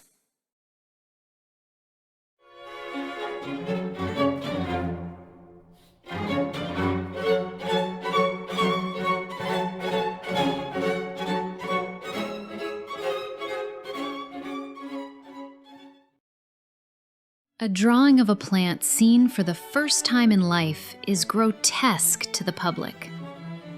And if unknown symbols are listed around that drawing, it will go beyond grotesqueness and fall into mystery. So if you wish to be deleted for blasphemy or be treated as a monster trapped in hallucination, go ahead and explain it kindly in the communication method of that era. Fortunately, if one is not foolish, one will avoid such communication and choose to leave only the drawing and the code. This inevitably gives inspiration to someone. He will look into the drawing day after day and study diligently to change the world. Our story is not a story for the public, but an epic for you, the genius. Reader, what do you intend to become? Ursa lives eternally and fights against hallucination. However, it is not resolved. Immersing oneself only in inference and forgetting what constellation one is creating is the very hallucination.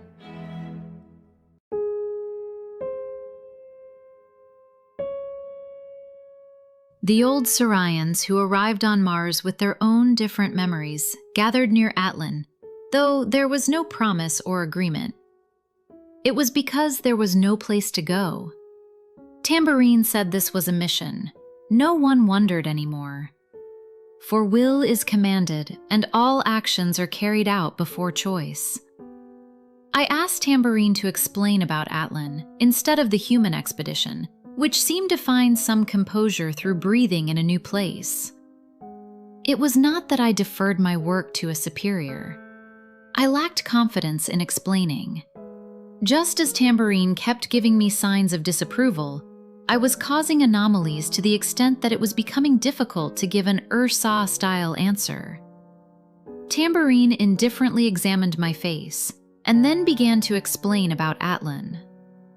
Atlan is the oldest prison in the solar system, not built by Yu Sha. The crest is that of Eldaim, which has already fallen in history. Still, it cannot be concluded that Eldaim built Atlan. Who built it has not been disclosed in any historical design data. Now we must enter Atlan. We have a mission. One of the Death Cap members looked around the large outer wall of Atlan and made an old, sorry military-style joke. Thanks to the infiltration training, we can certainly break out of prison. Tambourine laughed boisterously. I remained until the very last at the entrance of Atlan and scanned the situation of Mars. The traces of the terrible something that had swept everything away were close to chemical weapons, and Atlan survived because it was a prison. Atlan was a fortress stronger than a comet, which could only be seen as built by the finest scientific intelligence.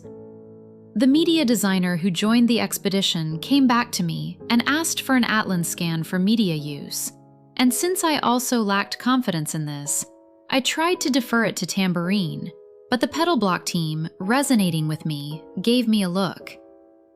Thinking about it, my behavior of trying to defer stemmed from a bizarre reaction of enjoying freedom and wanting to be caught at something. In the end, as I kept touching my joke circuit, I almost shook hands with the media designer and said, "The constellation of falsehood is still the best. I am a big fan." I soon realized that the intervention of my impulsive joke was a reaction to tension. Atlan was terrible enough to turn even the silence of Mars, which we had felt just moments before, into the most horrifying noise imaginable. For as we went deeper inside, it was that terrible.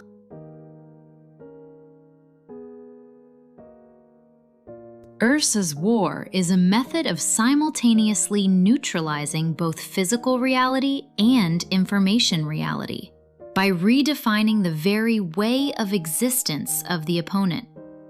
Brainwashing is the most powerful weapon against all that exists. The people who occupied the terrible site inside the prison were the people of Yusha and Mizuha, who used to flaunt their supreme science and military power. They were twisted, addicted to something, and the white light moving civilizedly inside the classic form of the prison moved without error along the fluctuations of weak and shallow breathing, reached by endlessly evolving fear. Tambourine let us know that our mission was not to clean them up. I was relieved, but there were no fluctuations from the old Sorayans.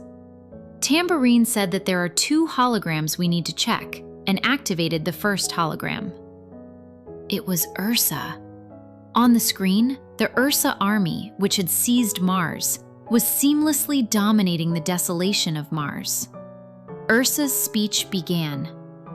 As time went on, the breath of the human expedition grew shorter, giving a feeling as if they would sink into the ground. This silent anger burrowing into the underground had nothing to do with Ursa's appearance or the truth of Mars. What made them gasp, connected to a tightening tube of breathing to the point that their windpipe lacked even the energy to despair, was Ursa's speech. Ursa, wrapping its entire body in a red cloak, enshrined the exact same speech in the history of Mars, seamlessly identical to when it brought down Rifu in the old days. The Crimson Desire gathered upon a great board. They believed in their own alliance, exchanged wicked pacts, and firmly believed without doubt that their greed was power. But the board had already overflowed, and the foolish ones who envied it also fell into the same deluded obsession. They were mistaken that they were superior, that the state would be eternal. But at last, the day came. the long-awaited hand of freedom overturned the stage. We did not judge, we did not punish, only the time had come. So we overturned the board. What gathered upon it was you. What collapsed was the weight of your greed. We are merciful. Your suffering shall bloom even more brilliantly only after death. So do not wish for death. That wish shall not be granted. That place is a hell just slightly better than the heaven you longed for. In that endless world of yours alone, tear each other apart in hunger and live on. Bear children, raise them, form families, and then, with your own hands, tighten the space in which you breathe. And through the procedures identical to those recorded in Rifu's history, the reason and guidance to relocate the zombified people of Yusha and Mizuha to Atlan were kindly delivered through Glem's faceless aides. And a record was attached like an appendix, stating that the Ursa army had deleted Huayans, including Do, with scientific punishment for the sake of peace. That deletion sentence was Ursa's consideration for the humans who helped them. Ursa prided itself on balance. The second hologram was the message of Wu Xia, who became the last president of Yusha. Judging by the timeline, Ursa seized Mars not long after Mizuha, following Yusha, branched out to Mars. And I instantly realized that the news of Mars we had heard since then was all created by the Sunrise Congress. Because Ursa values etiquette, it seems to have left Wu Xia's message behind. Wu Xia recorded all the truths he knew, wishing for the resurrection of Yusha. Wu Xia said that a plague had spread on Mars. He recalled that it was a mistake for Tramin to bring them in. Their brainwashing conquered the life of freedom, and their labor, already infected and turned into the chemical weapons of Mars, was nothing more than a pulse loyal to Rika. They were Huayans. Wu Xia always suspected Neff, and negotiated with Do in order not to continue Tramin's Mars migration plan. Instead, Wu Xia moved just as Do told him to. But Do intercepted Malak's technology, and at the point when Rifu fell to Ursa, they successfully convinced Wu Xia that they would completely lose unless they migrated to Mars and bought time to develop weapons against Ursa. However, Do were the descendants of Subic and Pi, who had attacked with conspiracy theories to revere Tramin as a god and to crush Yusha, was their leader. That you in the past devote your minds to plausible imaginary conspiracy theories without any spare time to recognize the facts is based on scientific principles. Those numerous conspiracy theories may take various forms, but just as countless music is generated even within a single system of harmony, conspiracy theories follow the formula of Subic. Ursa experimented with and supported Subic for a long time. Subic did not rule only a specific era or a specific continent. However, a crisis of division arrived. The independence and emergence of Yusha became an excellent motivation for solidarity for Subic. Subic constantly created conspiracy theories to turn the truth about themselves into a conspiracy theory.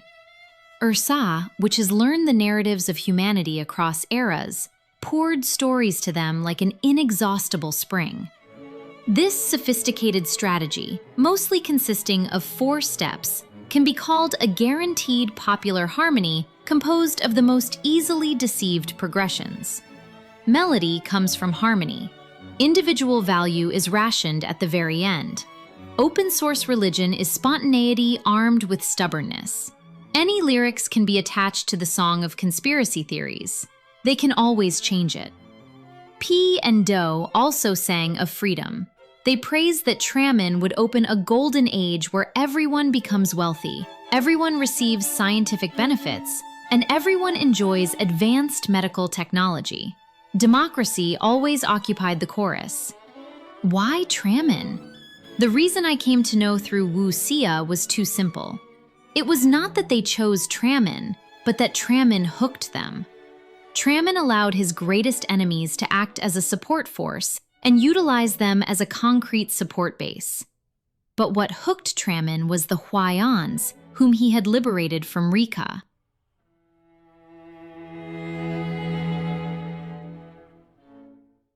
Wuxia Tube. According to Wuxia, Yusha had been secretly developing the time tube for a long time, but it was completed only after arriving at the Mars government.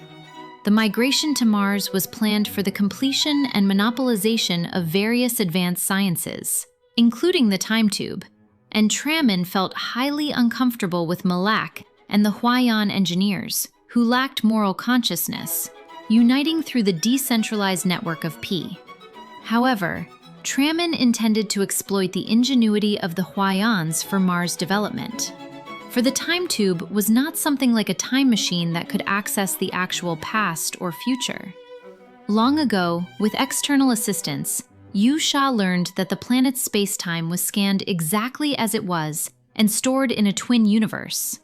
The twin universe is a virtual data universe, and since external assistance was permitted only up to the theoretical level under alien laws, Yusha had spent countless years researching the method to access the twin planet itself, finally reaping this fruit on Mars.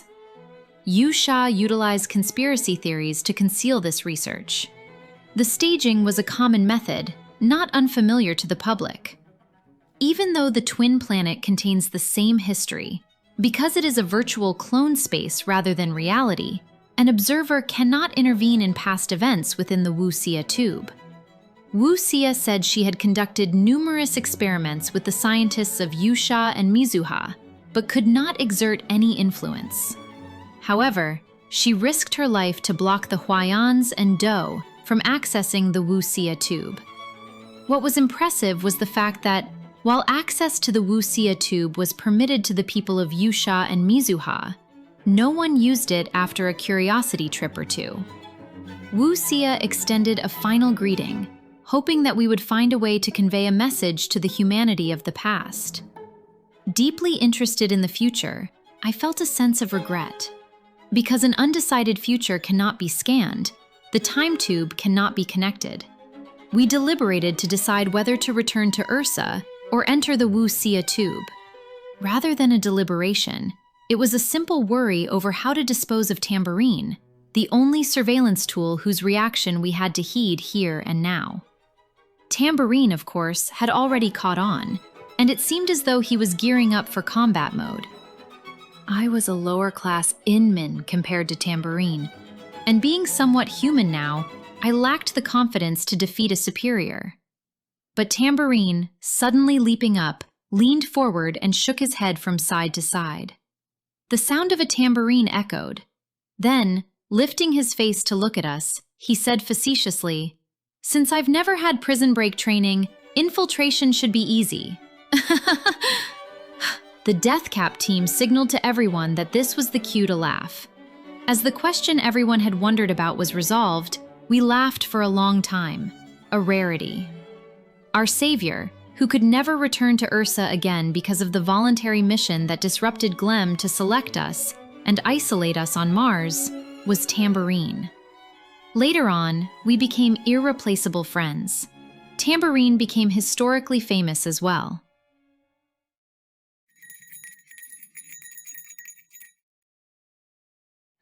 We entered, one by one in turn, into the Wuxia tube. The tube is a space where consciousness is isolated. Since there was no place as safe as the server room inside Atlan, where the body remains, I felt relieved, even if the darkness inside the tube filled every scene. As if the terrible red mist of Mars were forgotten, it felt like I could rest my thoughts. I liked it just by breathing in a new space. It felt like it would keep going down endlessly. It was not a feeling of being sucked in. It was a feeling of rushing forward with our pure propulsion. My colleagues, the Pedal Block team, sent me a positive signal. Since confirming Wuxia's message, They kept pondering ways to send messages from the Wuxia tube. Under the evening glow, I thought of the evening field of my hometown, where a cool breeze used to blow.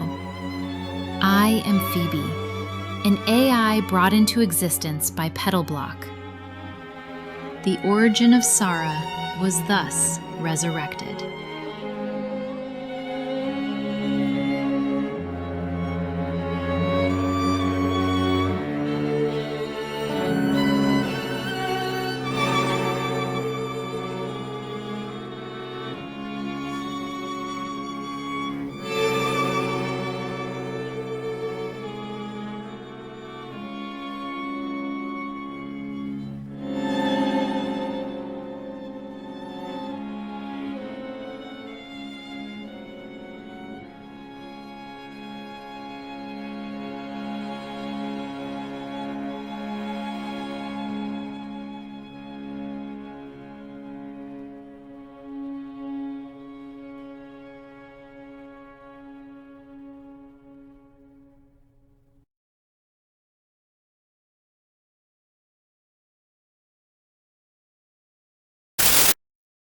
You might not believe it right now, but Yusha's big tech companies might completely pull out of Saria.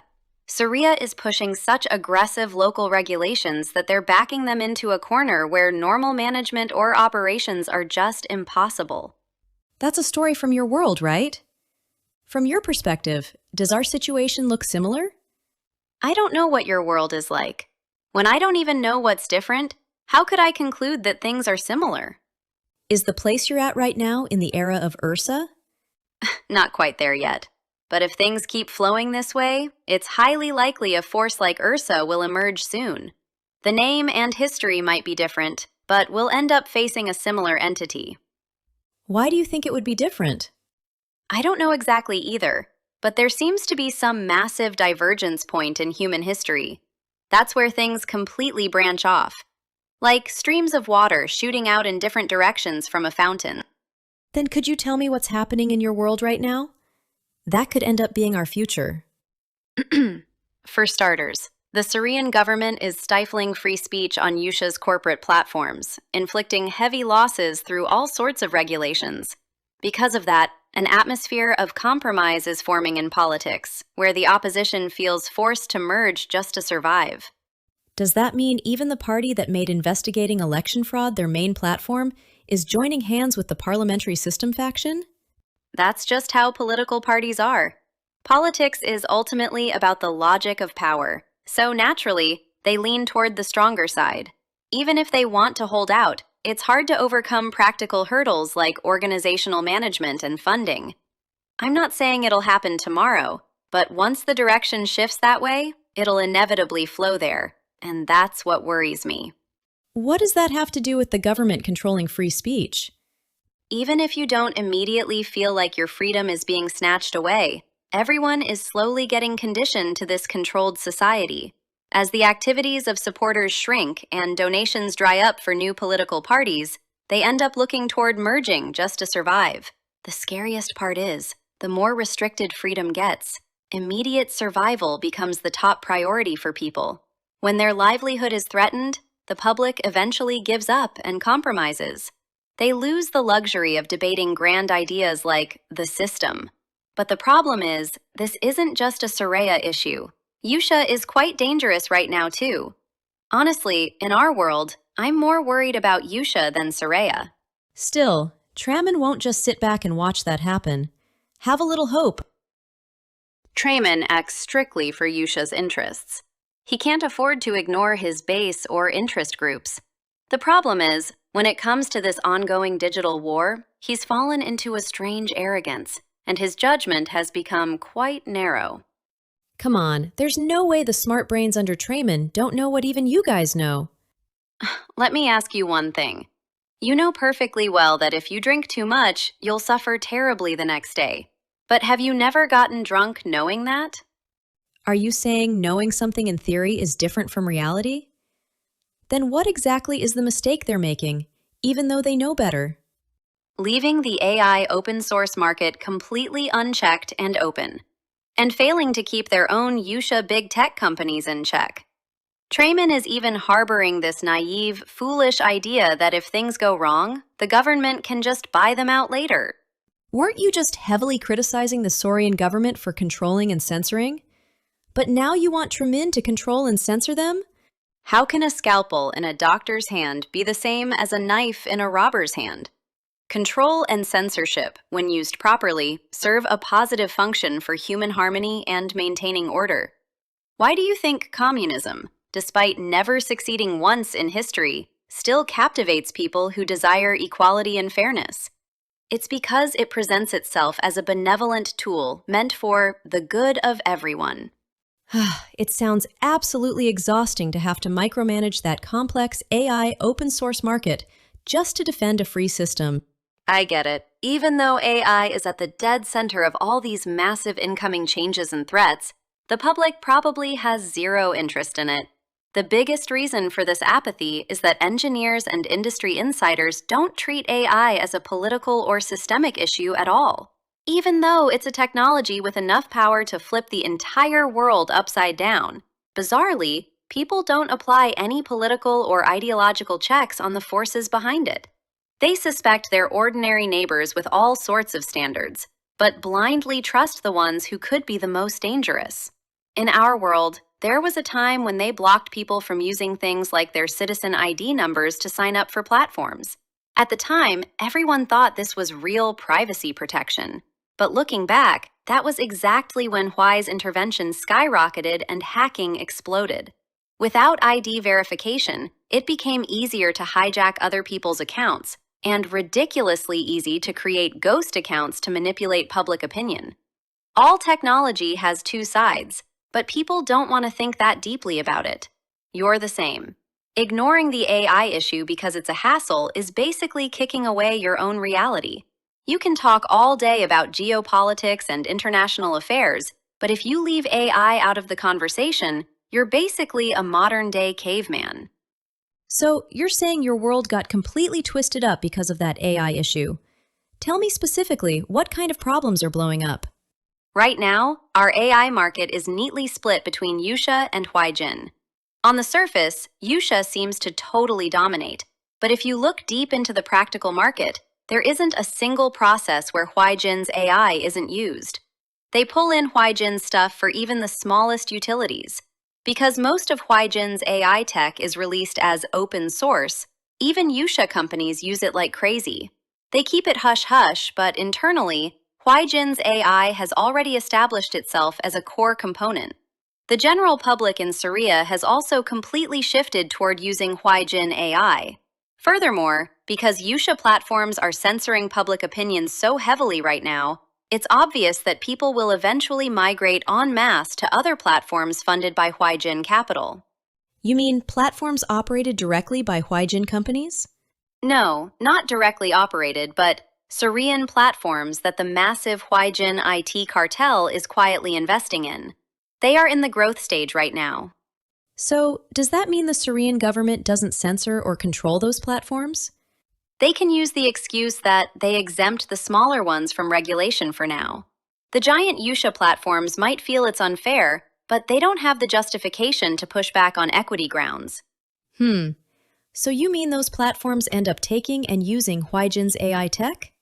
No. The official title is strictly Suria's proprietary model. I really don't get it. So you're saying the problem is that it's a proprietary model on the surface, but Huaijin Capital is backing it behind the scenes? But assuming it's similar to our situation, how many Surian companies could even be completely free from that kind of massive capital investment in the first place?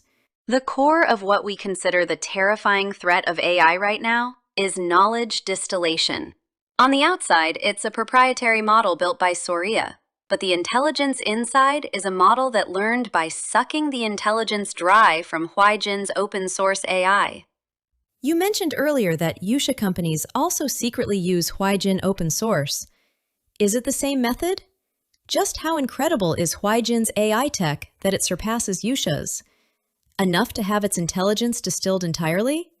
It's a fact that Yusha's big tech models are excellent for general versatility and broad use.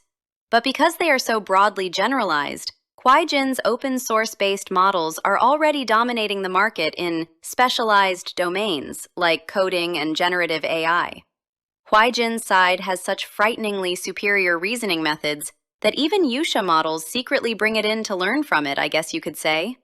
Hey, but if Yusha's AI models are absorbing that and getting smarter anyway, aren't they ultimately just boosting Yusha's market share? There are two problems exploding here.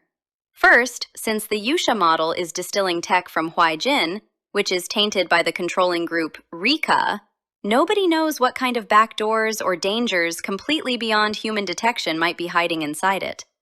Second, Yusha's models are closed black boxes on the inside, making it hard for users to tweak them to their liking, whereas Huaijin's AI is open source, giving it a massive advantage in terms of degrees of freedom. On top of that, once censorship frameworks like the AI ACT gain traction, big tech models will have their freedom crushed by censorship, and frustrated corporate users will seek out open source even more. Ultimately, the target that Soria's proprietary model will suck its intelligence from is far more likely to be Huaijin's open source DeepSeek rather than an opaque Yusha black box. And despite all that, they'll publicly promote it with national pride as a tech model built by Soria. Wow. If things flow the way you're saying, the actual parent of Soria's AI ecosystem ends up being Huaijin AI. Exactly. Especially offline commercial districts, which, tied to government subsidies, will be practically forced to adopt physical AI based on this. When everyone's immediate livelihood is on the line, there's no room for choice. But without proving that Huaijin AI is genuinely dangerous, wouldn't that just end up being dismissed as a common, baseless claim or conspiracy theory? Is there any movement in your world to prove it? To the question, what exactly is the problem with Huaijin AI?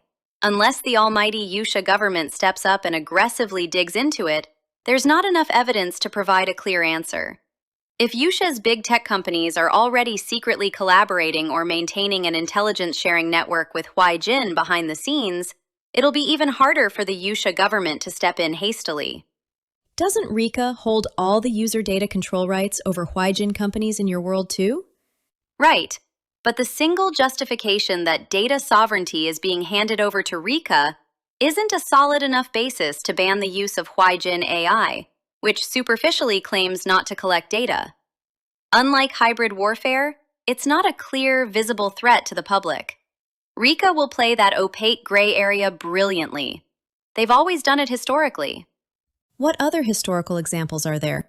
For a very long time, people in our world have been conditioned by cheap products made in Huaijin, even when they constantly broke, ignored basic business ethics, and caused serious security breaches.